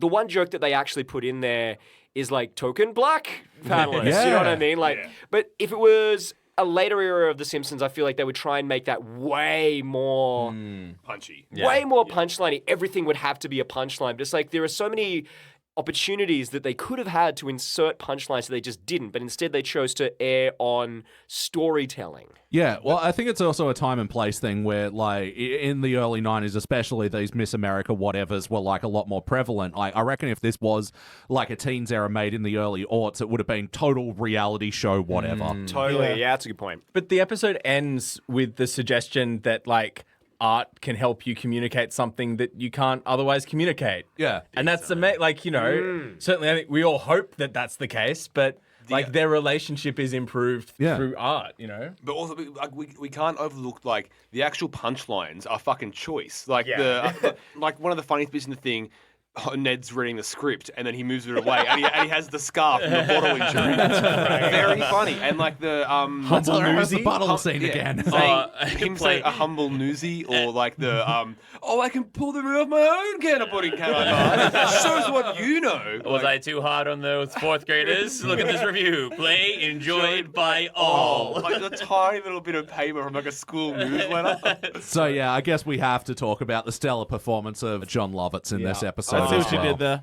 Like, not only knocking it out of the park with Llewellyn, but also playing Llewellyn's sister. Yeah. And just like, because it's set up that all he has to do is be a slightly like girlier version voice of the same character, and then it's drawn the exact same way. It's like, Did great. Artie This is a Ziff great exist bit. at this point? Oh, yeah. I think this was like his 4th or 5th appearance or something on the show. Yeah. Right. So, what's the chronology? So it's Artie Ziff first, Yeah. and then Llewellyn. No, then the painting teacher. Yep. Oh! Yeah. And then in season 3 was the Shelbyville nuclear power plant owner. Oh my God, They rolled him out fuck. quite a bit, yeah. Oh, yeah. And then later on, obviously, the critic. Yeah. Jay Sherman. The, But it's so great as well, like brother and sister, like he's the amateur musical director and she's this, you know, horrific daycare center Totalitarian. Yeah. It's great. The obviously like the Ayn Rand School for Tots is already a great joke, and the amount of work they do in showing like Ayn Rand objectivism in there, like A is a classic thing, like helping is futile kind of thing. What a baby's reaching for a bottle, saying I'm a leech kind of thing. Yeah. All these ideas about Ayn Randian objectivism, and then what overcomes the objectivism is collective action. Like the babies working together undoes objectivism. And I heard a word, and it was we. So hang on, like last episode we directly said Simpsons is not praxis. Do we want to take that back? Do we want maybe we spoke too soon. No, babies is praxis. Babies is practice. Babies is praxis. But I love That's the canon. it's kind of foreshadowing Family Guy in a way that it's like they really. Hey, if this is anyone but Steve Allen, you're stealing my bit. Well, I just think like that whole section of the daycare was just references to other things. Oh, yeah. Because they got Yeah, the Great I Escape guess thing so. going on as well. I guess so, yeah. I mean, I gotta say, that said, watching this as a kid, I had zero frame of reference for literally anything. I didn't know who Ayn Rand was. I'd never seen The Great Escape. I hadn't seen The Birds. I didn't know who Alfred Hitchcock was. I did not know that a streetcar named Desire was a real thing until I was well into my teens. Oh yeah, same, right? Yeah, This was definitely my first exposure to Streetcar. Streetcar Named Desire, Alfred Hitchcock, Streetcar. Ayn Rand. For easy, sure. easy. Yeah. No, I didn't actually even know it was a reference to the Birds until you guys mentioned it today. All right. Yeah. Really? No, I've only, like, recently Who did started... you think was walking past? I Just knew... a guy. Just someone walking his dogs. Yeah, but that's also like really niche in itself because number one, you have to recognize what Alfred Hitchcock looked like. Then you also have to know the trope that Alfred Hitchcock appeared in all of his films. Yeah. in one of them, he is He's like walking the two Stan dogs. Lee of his time. It's not the Birds though. Hello, true The Birds believers. is putting a suitcase on Hello, a train. true No, that's Strangers on a That's Strangers Train. on a Train. Right. But no, I I, think that's snakes on a plane. I'm sick of these motherfucking strangers on this Motherfucking train. But yeah, But no, like, I've only recently started my Alfred Hitchcock journey, and Oh, dude, I'm so re- psyched for you. Oh, Yeah. I'm so psychoed for you. Speaking That's of all the mustard in the house! no, there's still some mustard. speaking of great movies, do you think this 1992 episode was inspiration for the 1994 film Baby's Day Out? Or the 1994 show Rugrats. Simpsons did it! Simpsons did it. or the Or Dunstan checks in. Or the or the 19-something movie, Three Men and a Baby. or the 2001 animated movie Shrek. Yes, well that one's obvious. We didn't want to say that because Goes without saying. Well, somebody once told me. Some. Oh. Some. Wackiness. Was this a particularly wacky episode of The Simpsons? No. Decidedly not. And I think that speaks to. I'm getting some faces here. I don't think so. I don't think so. I don't think so. Because like what I looked at with this story is just like. It is really a story. And I think, like, the Simpsons characters happen to be perfect archetypes to tell this story, but this didn't have to be a Simpsons episode. Yeah. You know what I mean? Like, it didn't have to be Marge and it didn't have to be Homer. It works that they are because they're archetypal characters that fit into those roles fantastically well. But I think, like, that's still a story that just kind of works. Like, it's a story that has integrity. And for that reason, I don't know. Like, I think as wacky as it gets is... The B plot. Yeah, the baby is pretty wacky. I guess I haven't seen babies do that. Not for many a moon. But also Well, one time. but it's also like the Maggie is a genius trope, right? Like, that kind of comes back as well. And I honestly think this B-plot was inserted in this episode to give it a bit of levity because, The Simpsons still, like, they always had, like, a lot more, like, visual elements and stuff, like, and wackiness to still appeal to a younger audience, even though they were often doing these, heartfelt stories and stuff. I think this one was for the kids. Yeah, because the B plot is relatively removed from the A. There's not really any intersect between the recommendation and the pickup. And the casting. Like, Yeah.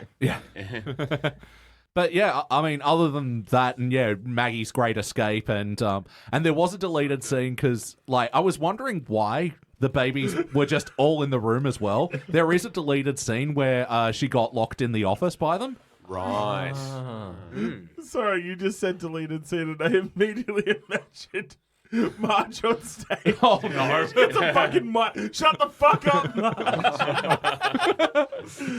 Just every deleted scene. It just becomes that. Marge getting conked. Shut the fuck up, Marge. But yeah, I mean, other wackiness is just the surprisingly elaborate amateur theatre performance. particularly the descent into madness. Yeah. But it's very funny so because good. it is still kind of amateur. Yeah, definitely. Like it really has because I've done a show which was that like real serious amateur attempt at like a professional show. I love to see it. It's so You love to see it. You love to see it. It's like, we made our own puppets. Like, yes. Yeah, Let's go see the puppet show. And it's just like even the choreography is just like it's just executed with such earnesty and everyone takes it hilariously seriously. Yeah. Like everyone who's acting them is just like not me, I didn't really care. But it was just like Not me, I'm cool. Don't worry. noted cool person Jack Reilly. Yeah, but it was just funny to see people like really trying hard to nail the moves and stuff like that and all the I really thought it was But isn't there something beautiful as well? And I think this is shown so well in the way that Homer reacts to seeing Marge on stage. Like when you do see someone you know on stage, being earnest and really believing what they're doing. just nailing it. Just like it doesn't matter. It doesn't even matter what they're doing, like whether they're acting or you're like performing in any kind of way. When you see them up there and they're nailing it, it's whatever. It's like that real.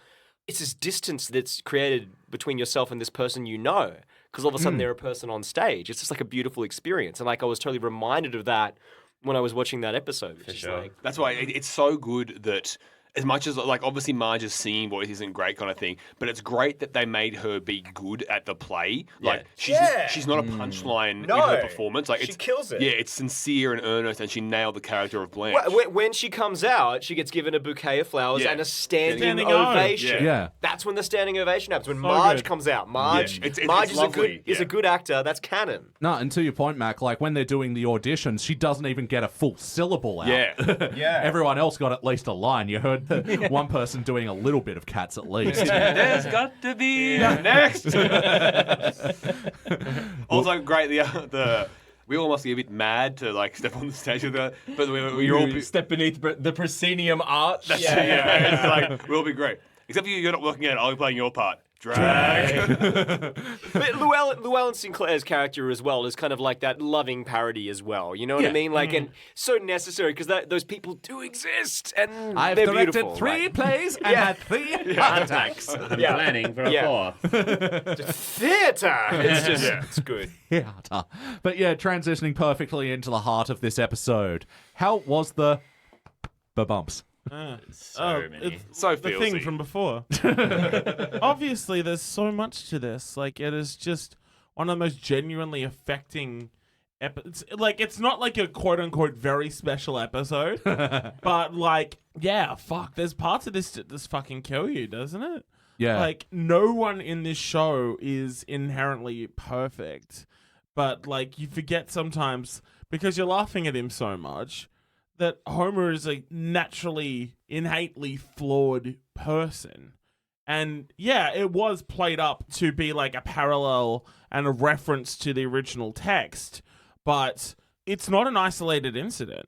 You know, there's a long-standing history of Homer being this very, very difficult person, as someone that can be really, really tough to see a different perspective of, and you know, that can behave really selfishly, and sometimes it can be genuinely just like, dude, what the fuck are you doing? Like, you almost like forget, like, oh yeah, this is a fucking cartoon that I was watching as a literal child. Yeah. But then, yeah, sometimes you'll see that shit and you just, fuck, man. Yeah, like all the stuff like the feels of this one, like Marge being treated as like a truly tragic character, and then gets her literal moment in the spotlight and her moment to shine and be adored, and then in a small way reconnecting with her husband, kind of thing like that. It's actually beautiful. And because like having gone through this entire process where she's kind of dealt with her own situation and found a way to kind of move through that, and then getting the satisfaction of Homer's realization of his own flaws at the end, the humility that she shows is really, really beautiful, because he just kind of says like, I feel like I'm kind of like Stanley, and she's just like, maybe a little. Yeah. Like, oh my God, man. Like, I hope when I realize how fucked up I am, someone says, "Yeah, maybe a little." That's the best we can all hope for. yeah, he's like, oh man, my self-destructive tendencies are really. I actually know what, it's going to get way too real. We got you, maybe a little. We got you, dude. Maybe a little. For me, like, it hit me so hard in lots of reasons, like all the ways in which you all are describing. Yeah. But also, I touched on it like over the last 2 episodes of just like The Simpsons means so much to me as like part of my identity and my culture. I feel as though I've grown up with these characters, and I love being reminded of the trials and tribulations that they've been through, because I feel like I really know them now, and I would be like, I have a feeling how they would be feeling if this was happening to them, like more so than when this episode would have first aired. Yeah, I'm feeling it probably double or triple now, because it's like, oh, I know how this would be for Marge. I know how this would be for Homer. Yeah. And to have that played so delicately and earnestly is just like, yeah, this is what we all show up for. This is why the shit has lasted so long, because we can keep coming back and be like, fuck, like, yeah, there's like a real humility and humanity to it. Sure. Yeah. And in many ways, tragically, it's kind of a false promise, because The Simpsons always resets. Like, even when things end up better, by the end of the episode, there's always a reset. Yeah. But in a way, like, we hope that the reset happens so we can have that journey and that realization again. So we can have that betterment continue. It's a hard balance to do the reset that comes in a way that the characters seem evolved, but in a way that they can sort of take a, 2 steps forward, 1 step back sort of vibe. Yeah, ultimately, did this feel like an episode of The Simpsons? I'm going to say no. Same. Yeah. You first. Well, I think this is a deconstruction of what we expect a Simpsons episode to be. Yeah. I actually, You know what? I fuck with that take. Yeah, kind of. Yeah. Because usually when you ask that question, it's asking, is this a good episode or not? And I think saying this doesn't feel like a Simpsons episode isn't like, oh, this isn't what I'm like comfortable with. Like, we're saying that in the sense that, yeah, this is a deconstruction of the usual narrative. This runs darker. It has its humor still, but, the core of it is not what we've ever come to expect from The Simpsons up to this point. So it doesn't feel like a Simpsons episode. but that's a good thing. No, absolutely. And like, same with the wackiness and the heart. If they have or don't have any of those elements, it doesn't necessarily make it a bad episode. And same here, that I feel like that, yeah, it's trying to do more of, that parallel with Streetcar. And I think, the most Simpsons-y element about it is the Maggie subplot. Because, I think we are exaggerating Homer to a bit more boorish than he usually is. Totally, yeah. But it's also like that kind of thing where it's like the old Hamlet thing, right? Where you put the thing on stage and then you get the realization of what's going on, but on a meta level where it's doing that with the show itself. So this Simpsons episode is an exaggerated play of The Simpsons and of the relationship of The Simpsons in itself. So we ourselves, as audience, become a little bit more aware of these dynamics in the show moving forward. Fuck, it's the Super Mario Brothers 3 of Simpsons episodes. The play's the thing. Yeah. Oh, cool. I think that's the most interesting answer I've ever had to that question. On your deeds. We're a really good podcast. But yes or no, would you watch it again? Of course. Of course. Yeah. This is, not to pregame but this is one of the ones I put on the most, I think. And I think part of that is because it stands out and it's quite unique compared to a lot of episodes. It's not like many others, but yeah. Always. All right, and if we're going to watch it again, we want to put it in a playlist. What playlist would we put this in? Well, I mean, obviously, like the relationship of Homer and Marge, right? But I think carefully curated because I think moving forward that there's some episodes of that's not done so well. So, like That 90s show, for instance. You could go like Secrets of a Successful Marriage again. Yeah. But again, if Just you eat go the too hard damn on orange. if you go too hard on that playlist, then you're going to get that reset problem. You're like, how many times does Homer have to learn this lesson? Oh, totally. That's right. To And not good point. be a shit husband. I reckon softball is the one because it's like Homer's time in the sun and Yeah, Marge's good time in point. the sun. Would you guys put it in other ones with stage productions, like A Fish Called Selma? Yeah, absolutely. The Simpsons on the stage. Yeah, other musicals. Yeah. Bespoke musicals. Planet of the Stop the Planet of the Apes. I want to get on. Yeah. Oof, what a title. You could probably do a shirtless Ned playlist. Oh, yeah. I'm so here for Hot Ripped Ned? Ned. Yeah. Oh, man. Like that episode where they had to blur out his massive dork. His massive what? Dork. dork. Oh. You see, Deej, a dork is also a name for a whale's penis. Is that a dorker? Is it? A Dorker whale? I can see the smirk on your face before you spoke. Thank you. What a great crowd. I've got about 10 And minutes. here we are, Jack Reilly's retirement podcast. He's out of the stands game. Please try the fish. Guest Not stars the whale. of the episode. So, yeah, of course, we've talked at length about John Lovitz, but Phil Hartman, R.I.P. you lucky motherfuckers. You not only got Phil as Troy McClure, but you also got him as Lionel Hutz. Beautiful. You got a double heart, man. Lots of heart in this episode. Indeed, right? But yeah, although Troy was just doing, typical hosting duties, I loved Lionel in this episode. Yeah. So good. I'm also playing Charlie. You're playing Mitch. Oh, Mitch. Sorry. Never read Streetcar. Dumb bitch. What a bitch. Oh, what a bitch. That's such a good weird. When Bart says "what a bitch," he's such a bitch. Yeah. Talking about the I jug. love when I Bart love goes that. slightly gay sometimes. Yeah. Like when he Yes, wears, right? like, when he That's- wears the high heels and shit. Oh, these curls are so stubborn. Oof. Well, what? They are. Yeah. When he does ballet, like Bart might be a closet queer icon. Or the, Or just just doesn't give a shit about Gender. being heaps masked. He's just like whatever, man. I'm here for that. The dogs ate all my socks. I had to wear Lisa's. What's with the cool arts, boy? Well, I have to accessorize. Bart is dismantling the patriarchy. I'm here for that too. Yeah, Bart's an ally. Yeah. Actually, DJ, I want to bring you on an HD era episode that has Grandpa. He reveals that he used to be a pro wrestler.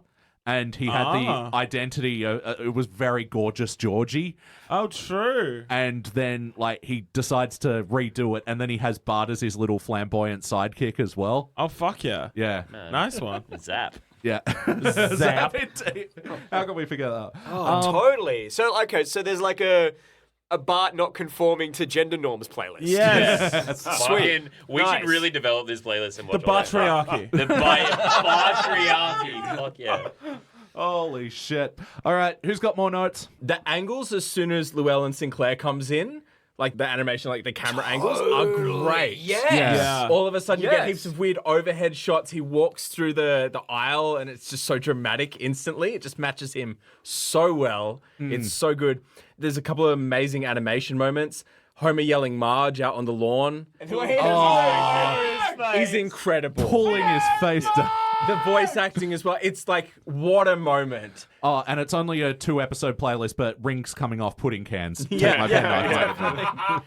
then similarly, the animation during the curtain call, where he's having that moment of realization, that's beautifully drawn. And he's playing with the torn-up playlist. I've always, the playbill rather. Yeah. I love how he's spinning that. And, There's just something about the lines, like it's drawn so much closer than normal. It's beautiful. Like, it's such emotional drawing, and that's really unusual. But that's great. Also the drawing and the sound design of the babies. And the echo of Homer's shoes. Babies. It's like that 10 hours ASMR, go to sleep. The way he backs out with his eyes still on them, but his hand over butt voice up, like protecting them. You see, that's the thing. Even if you didn't know that was the birds, because the birds also has, in that moment at the very end, it has that echo on the Like, if you didn't know that still works as like a weird ass fucking it's amazing moment. The Krusty doll saying, "Hey kids, I'm flame retarded." If I break, buy another one. And then another. Hey kids, I'm flame retarded. When Ned says, "I hate to be an armchair Blanche." Yes. So good. So good. Or Chief Wiggum doing the vocal warm up at the beginning, and he's doing the like. Something about Chief Wiggum's fucking mouth wigged me out. Yeah. He's got giant teeth, and it's Yeah. kind of like The Simpsons. Can we talk about Chief Wiggum? Fuck it, it's obviously the codifier for terrifying Simpsons teeth is when Bart puts in the dentures. But Simpsons teeth can be a bit terrifying, and I had a little bit of that with Chief Wiggum in this episode. Just a side note. sandwich, I can take a bite out of you. Does anybody else want a bite of banality? Yeah, Wiggum's on fire. Oh, yeah. Wiggum's got some great. Yeah, and also where the Saints of football play. And how hard they go on New Orleans. So this caused a lot of controversy and Sorry, Also- a lot of what? also lots of- Controversy in New Orleans. Come on, man. New Orleans. You put emphasis on the wrong syllable. controversy. You're a controversy. So this episode, they screened it for like a couple of TV critics. One of them, who happened to be from New Orleans, wrote down like a lot of the lyrics for during the Streetcar rather, and leaked them ahead and like encouraged. This wasn't very good. And encouraged residents of New Orleans to write in and complain when the episode aired. And They go so hard on them. Like each subsequent verse, there's like you're like, oh yeah, and then it's just like, Oh yeah, stinky. the Sodom and Gomorrah of the Mississippi. Yeah. Oh my The, god. Plot twist, they didn't know how to read or write, so there were no complaints. And then is it the next episode? The chalkboard gag is I will not defame the city of New Orleans. yeah. That's so choice. That's so good. But yeah, the writer was like, oh, I thought this was going to sort of play as like a Sweeney Todd London town sort of thing. And it just totally got backlash in NOLA. Yeah, Who was the writer for this one? Jeff Martin. Right. Yeah. Off in the tea Tea party. Party. And it feels like... Heaven's falling down. Oh, yeah. Now residing in Byron Bay. Yeah. Sorry, there's just the temptation was too great to make that joke. And if you don't know what we're talking about, there's this great podcast. It's a On really Australian Music It's a Diaries. really great band. Yeah, and you guys can talk about the Tea Party now that Jeff Martin lives here. Yeah, is he released anything new or Get him on the horn, man. get him I on know. the okay. Get him on the All the bar. Miss America girl costumes are great as well. Oh yeah. Yeah. Idaho is a potato. I'm Idaho. And the cigarette going through Africa. Yeah. And I love Homer's little comments. The Butte from Butte. Yeah. Nothing could be funner. Good for her. Miss What's Delaware. What's with Delaware petering out jokes? I'm in Delaware.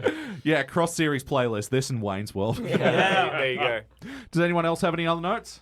I really love the song that Marge did as Blanche first. It reminded me heaps of One from the Heart, that Tom Waits movie. And I was asking the room, like, what are some things that sound like an Deej said the first Nora Jones album, which got me thinking I should really listen to that or the Nora Jones Half Hour, available now on all streaming services. Is it on all streaming services? Or probably Absolutely. We're referencing Nathan's Bandcamp is a band. streaming service. available on one streaming service. Yeah. Available on all the streaming services. Available on email Nathan, and maybe he'll send you what recordings you MP3s. have Yeah. of the band. I don't know. The daycare owner is reading The Fountainhead Diet. Yeah, okay, so what's that a reference? Fountainhead's a prison? Fountainhead's a book by Ayn Rand. And I read it because I think Rush based most of 2112 on that one or some other song. Yeah, right. Yeah, Rush, like one of my favorite bands of all time. They would like really went through a Ayn Rand phase. Is it Anne or Ayn? I never know. Ayn, yeah. And also that little bit of self-referential, like, meta stuff where, like, Maggie's looking for substitutes for the dummy and finds that little Bart doll. Yeah. That is good. That has the, like, season 1 Bart with the blue shirt and the blue. Yeah. Quiet, boy. Quiet, boy. Maybe I should have just taken a calligraphy class. Again, Wiggum coming in with the OG line. Like, Yeah. He's a lunatic. Wiggum's on fire on this episode. Yeah, secret MVP of this Yeah, episode. absolutely. Yeah. Wiggum, man. Big time. The absolute boy. And my only other note is actually that the original pitch for this episode was Homer doing a stage version of 1776. Does anyone know that? Not at all. No. I know they're two numbers. Formed together, they make one. But no, and then, yeah, James L. Brooks came in and made it Streetcar. Anyway. Look forward to fun the... facts. Speaking of a little note that I had, and Brooks just set me off there, it was kind of similar to the producers' Springtime for Hitler, like having the, like, you can always depend on the silence. Yeah. It's kind of similar to, like, Springtime for Hitler and Germany. I'm really looking forward to the episode in the upcoming season where Homer's in Hamilton. Yeah. Well, actually, because it turns out 1776 is a musical about the Declaration of Independence. So, okay, oh my God. So they wanted to make Hamilton before Hamilton was even... Oh my God. Andrew, I'm not throwing away my shots. Andrew, what's that fucking tweet? One of the all-time great tweets from Dog Boner, aka Michael Hale, one of the two hosts of Your Kickstarter Sucks, the podcast, had a tweet when Hamilton was blowing up, and he just said it was me, a rip, a rap, a Hamilton brap. I start beatboxing and spitting all over my shirt. The rest of America, this is insanely good. I'm thinking about that once a week. You post it to the group chat once a week. Think about it. You make us think about it at least once a week. You're welcome. It's time to rank this thing. Mac, you can go first. Cubic zirconia, easy inclusion. The heart, the jokes, it all hits. I do agree with Deej and in saying it doesn't feel like a typical Simpsons episode, but I think partly because of that, it deserves a entry in the Hall of Fame. Andrew, fucking Adam, the other A. Yeah, look, I'm gonna give it a cubic zirconia as well. Like I got a lot out of it. It's just a half hour of TV, like even devoid of the context and relationship I had to this show and to this episode in particular. Just watching it just now, I thought there's just so much in there. All right, I'm cutting in with the controversial opinion and I'm giving it a gold. And honestly, I'm sorry, but it hasn't, like... You just got like 4 death stares at once. Real stink eye hours. Like... No, tell us. We want to know. Is it because it doesn't have the laughs that you'd expect from a It's just Simpsons interesting, I think. I'm actually laughing. I'm actually laughing at this. I'm not mad upset about it or anything. No, and like I know it's the point. Homer's just like a bit off in this episode. Again, it's the point, but it is a slow burner and all that sort of stuff. I think this is an excellent episode. Again, Gold is still gold. gold is excellent. Like the difference between cubic and gold is like thin hair at best, but like yeah. Sorry, I just No, man. You had to do it to him. You do Them you. being us. Them being us. Nathan.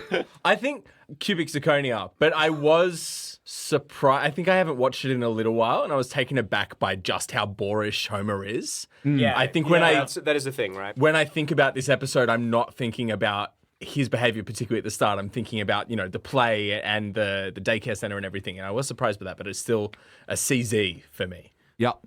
Deej. Failure, obviously. Yeah, what a piece of shit. Yeah, terrible episode. Just so crushingly disappointing. Okay. What? Controversial opinion. Yeah, I know. I'm full of them. Jack. I'm famously good at picking my favorite and ranking things. Yeah, it's like picking your favorite Beastie Boy. Yeah. Yeah, see, no, don't try. Don't MCA does have the master plan. Yeah, exactly. Guys, don't do it. Don't try and do it. What? You've at least picked your favorite member of the Wu-Tang Clan. You're solid on that, right? Okay, no. All right. It's Meth or Ghost. It's okay. That's a no. Or RZA. That's a no, man. Or Jizza. Or You God. Yeah. Or Inspector Or Deck. Inspector Deck. yeah. Or Raekwon the Chef. Or Master Killer. It's definitely not Master Killer. Rule that one out. Who's your favorite member of the A-Team? Bear Baracus. Oh, true. Yeah. Nice. And Okay. Face. Hey, And no, come on.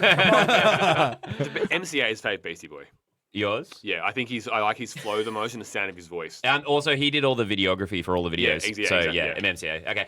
No, I think it's a cubic zirconia for me, but I probably would change my mind if I saw a couple of other, like, classic episodes, like, either not in a long time from now or just recently. Probably would slip down to gold. Could have potentially slipped down to gold, but right now it's a cubic zirconia. If I was invited on this podcast, like have been. way more regularly than maybe like, but I'm here. I'm gonna give it a cubic zirconia. Yeah, no, that's how I'm feeling too. Yeah. And fuck go it, on, it's live Method with it. Man. Method Man's my favorite Wu-Tang. Good. What? Hang on. Actually, Method Man's your favorite Wu-Tang Clan member? Yeah. Well, he does all the hooks, and I'm a pop guy sometimes. Like, I like pop music. Okay. All right, and averaging out, this will be a dull cubic zirconia. This will be the 5th episode from season 4 to get that rank of episodes that had one person sitting out and dinging it down a little. It'll be joining Duffless when Homer gives up beer, and that also has the subplot of is my brother dumber than a hamster. I Love Lisa, the Ralph and Valentine's Day episode. Lisa's first word. Spoiler alert, but Treehouse of Horror 3. That Treehouse of Horror 3 is like with the King Kong and Stupid Party. I wish we could go trick-or-treating. Yeah. And it'll also be joining Homer Palooza, the episode that you three reviewed with me Yeah. Really well. It's a great episode. of our lives. Go back and listen to it. Yeah, go back and listen to it. I mostly just spend my time yelling and playing Stone Cold Steve Austin's theme music It off was my a lot of phone. Stone Cold. Oh yeah. Still love when you sang Taylor over it. Oh yeah, That one was of my classic mashups. That was a very good bit. Fuck, I'm funny. All right, guys, that about does it for the Simpsons Index. But before we get out of here, we need to do the biggest entry into the Sandwich Index that we have ever done in a single podcast. Guys, The fuck is that? if you were to have a sandwich named after you, what would be on that sandwich? Vegemite. It's Really? It's a Vegemite sandwich. Like, I'm a simple man with simple needs. Like, what the fuck else? Do you put butter or Marge on? Yeah. All right, Yeah. cool. Well, DJY, that's a simple Yeah, sandwich. just smile and give me a Vegemite sandwich. Like, that's all Served you with gotta- a smile. Okay, Yeah. there's the twist. Yeah. All right, who wants to go next? Who's got a sandwich? I do. Yeah? It's not a sandwich, more of 2 pieces of open toast. But it's That's toast. White bread, nothing on it. 4 fried fried chickens chickens in a Coke. fucking Coke. It's multigrain sourdough toasted with ricotta, homemade mango and jalapeno sauce, a drizzle of honey, and some fresh mint. Okay, for mine, I'll soy and linseed sourdough, lightly toasted, smear of Schmear. yeah, of A schmear, Andrew. a smear of whole grain. Not a smear. No, a schmear. You smearing it. Yeah, of whole, Oy of vey. whole, What do you of whole grain. schmear with? His favorite member of the Foo Knife. Fighters is Pat Schmear. You sure it's not a schneif? Fucking cultureless little bitch. You haven't heard the fucking word schmear before? I just think it's Why interesting. are we attacking Andrew? This is such a schmear campaign. Fucking Okay, Good. soy and linseed sourdough, Yes. lightly toasted, A a light spreading, fucking hack of whole grain seedy mustard, preferably the one that's infused with whiskey. It's my favourite one. A bed of lightly fried mushrooms, some rocket, Jarlsberg, and then a mix of like antipasto-y eggplant and Peppers. Thank you. Yeah. And that's how And we then- do it. Round Yeah. schmear. And then bit more rocket on top, salt and pepper. Some sort of chili could go in there as well. Yeah. Maybe some diced, slightly fried bird's eyes. Good sandwich. Nice. I have to go after schmear here? Nathan, what do you got, man? I need to spend more Schmeezy. time. I don't know. I mean, that sounds good. And I think I could definitely see myself having a sandwich like that. In my life. What about your usual? My usual sandwich is very good. So let's just, they can name that after me. I think that would be good. There's a place near my work I go. So it's zucchini fritter, which like I think has probably some like zucchini and feta in there. And Zucchini and fritter. Yeah. Which is hear then me out. crumbed and fried, and it's very nice and a bit crispy or whatever. On a sandwich with Swiss cheese, mayo, lettuce, and I think it's kind of like a zesty mayo as well. It's toasted on really grainy sourdough. Nice. Buncher. All right, so I'm gonna go. Like it'll be like some kind of whole grain sourdough. I like that idea. Gonna have some hummus on that. Some hummus. Oh, Some hummus. my God. Not hummus. Not mate? hummus. Not hummus. Oh, No, no, no. hummus. Oh, You got a smear of hummus. of hummus. Smear of hummus. A smear of hummus. You know what? I'm not fucking hungry. I think. Fight.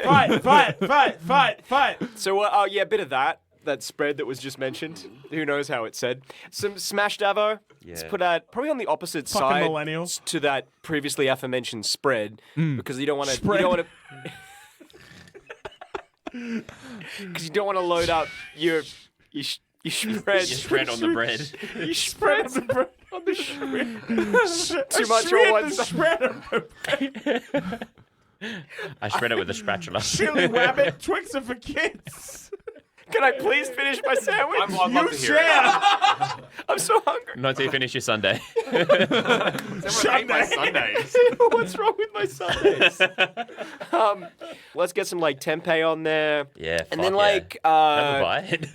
it's like some kind of pickle. Like there's been like a beetroot pickle that I've been into. Motherfuckers in intro. Change group chat. I just think it's interesting at all. Intro. I think it's interesting at all. Oh shit! I don't want the sandwich. This wasn't part of the deal, Elliot. That wasn't part. Fucking that'll do. Your sandwich is a sandwich. Whatever. All right, guys, plug your stuff, Jack. Huh? Plug stuff. Oh, this camera, this camera, this Butt camera. Let the people know what you got going on in your life. Yeah, Jack R. Reilly's my name, and that's about the size of it. Nah, I'm doing I've got some shows coming up to the end of the year. I'm working on releasing some new music at the end of next year. Pursuing Balance videotapes, EP is still available on Still. Out still. We've moved literally no copies of them because there's no physical units to shift, so it's worked So you out. have none left. I have none left. I've sold out. Congrats, man. If you've got the special download code, which is typing Jack R. Reilly into Spotify search engine, you can Magic. You can do it. Pursuing Balance out now. Who Can Say and I Don't Like to See Us Like This out now. Australian Music Diaries are out every second Wednesday. I'm learning some new recipes. I've heard of a really good Do any of them involve tempeh. hummus? Hummus. Yeah, actually, my girlfriend Michelle makes like an incredible hummus. I've got some at my house. Oh, and from scratch. No, Well, from from she's chickpeas. from.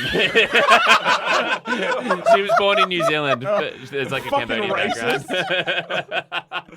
No, from scratch. It's fucking really tight. You should come get some hummus. Yeah. I'll put some on your sandwich. Can we all hang out and make our sandwiches? That'd be so fucking nice. I don't. Not if Andrew's coming. Like I don't. Great content for the listeners. Me eating a sandwich loudly into the mic. None of you were invited. Plugs. We're Hot Off 100s and Thousands. If you haven't checked us out, it's a podcast reviewing every song that's ever been in every Triple J Hot 100.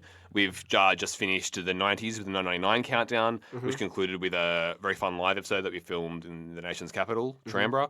So named because of the trend. So many trans Look out for there. a really funny Don't you joke say. about syntax somewhere in the episode. Syntax? Yeah, Syntax. Jack's on that episode. He comes in every now and again. But we We tried to Fighting. edit out Eddie Man.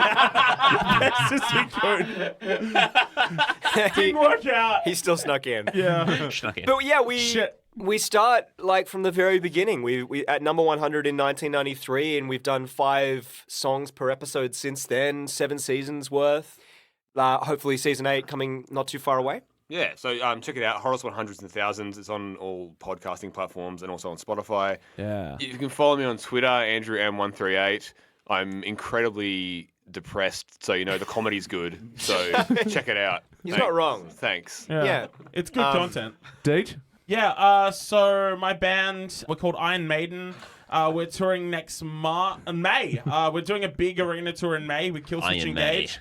Yeah, Iron Maiden. Yes, it's the Legacy of the Beast tour. Like, we're celebrating, like, I think it's like 35 years of our album, Number of the Beast. And just pretty good. It's a pretty good record. I'm pretty happy with it. Yeah, we're gonna be doing a big arena tour, and we'd love to see all the fans there. We're nothing without our fans. Deej hosts a podcast called All My Friends Are in Bands, and it's a I very don't. good. I don't know what you're talking about. My name is Bruce Dickinson. I'm the cock of the walk, and I recently released a book called What Does That Button Do? It's really entertaining. It's about my life, both as a heavy metal musician and as a pilot. Oh my god, that is so unique. Do you know Dexter Holland? I met him once backstage at a festival in 1996.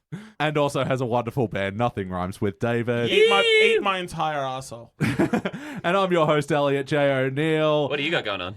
Yeah, and I'm also, I've got another He's single? podcast. Are you asking? Yeah. Also got another podcast with my regular co-host for this show, BT, where he hosts, and it's Thrones of Game, where we're reviewing Game of Thrones backwards. I've never seen the show before. He has. It's a really dumb, fun show. Yeah, that's it for me. That's Jack R. Reilly. G'day. I mean, bye. That's Nathan Harrison. Oh my god. That's Adam Buncher. See ya, thank you. That's Andrew McDonald. You know, in Australian, g'day means hello and goodbye. That's David James Young.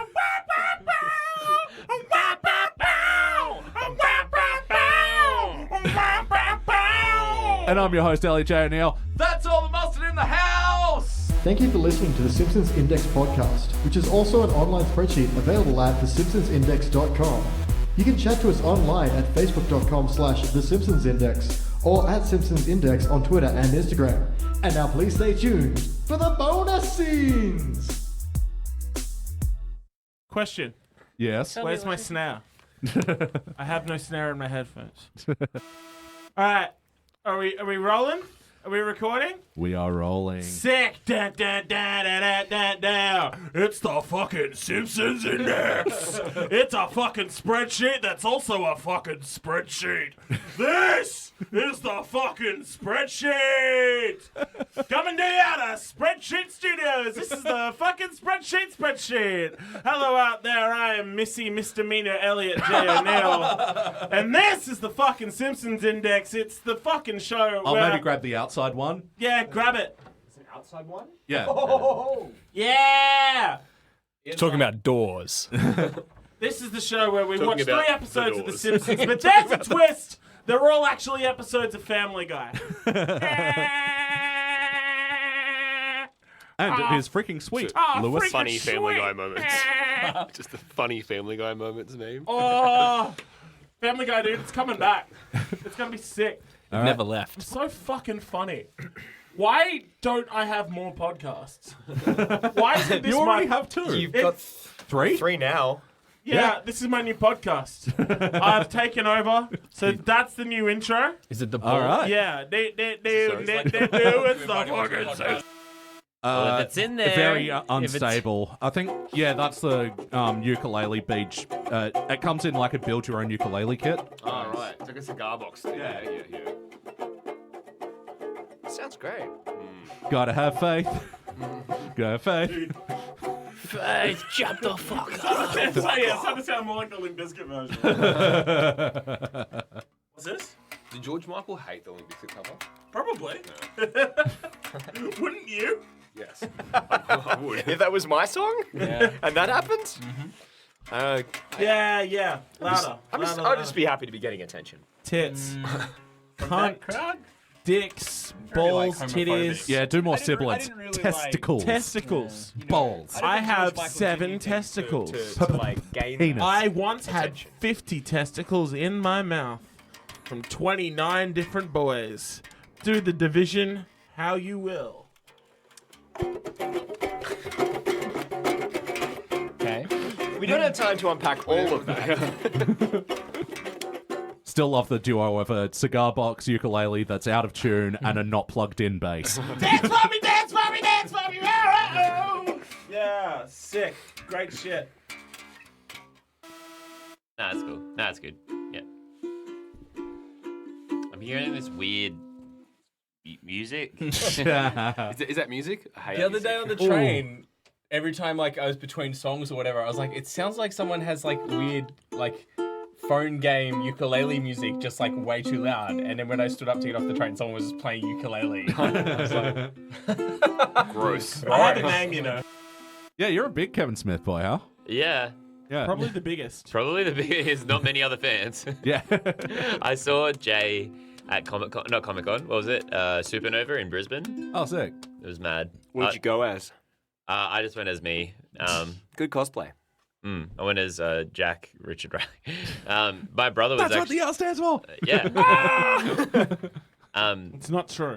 And the question I asked him was about like New Jersey hardcore because like he moshes really well in both those movies. And I was like, "Were you like a hardcore kid?" And he was like, "Yeah, I was for a little bit." And he was actually straight edge for a while too. Huh. Yeah. And then he was like, then I kind of got into hip hop and like breaking and stuff like that. But yeah, he said though, like sometimes I have gone to like local shows like in recent years and like I haven't thrown down, but like, yeah, I just love to see fucking Jay Muse in like break a leg pit or something. Just like...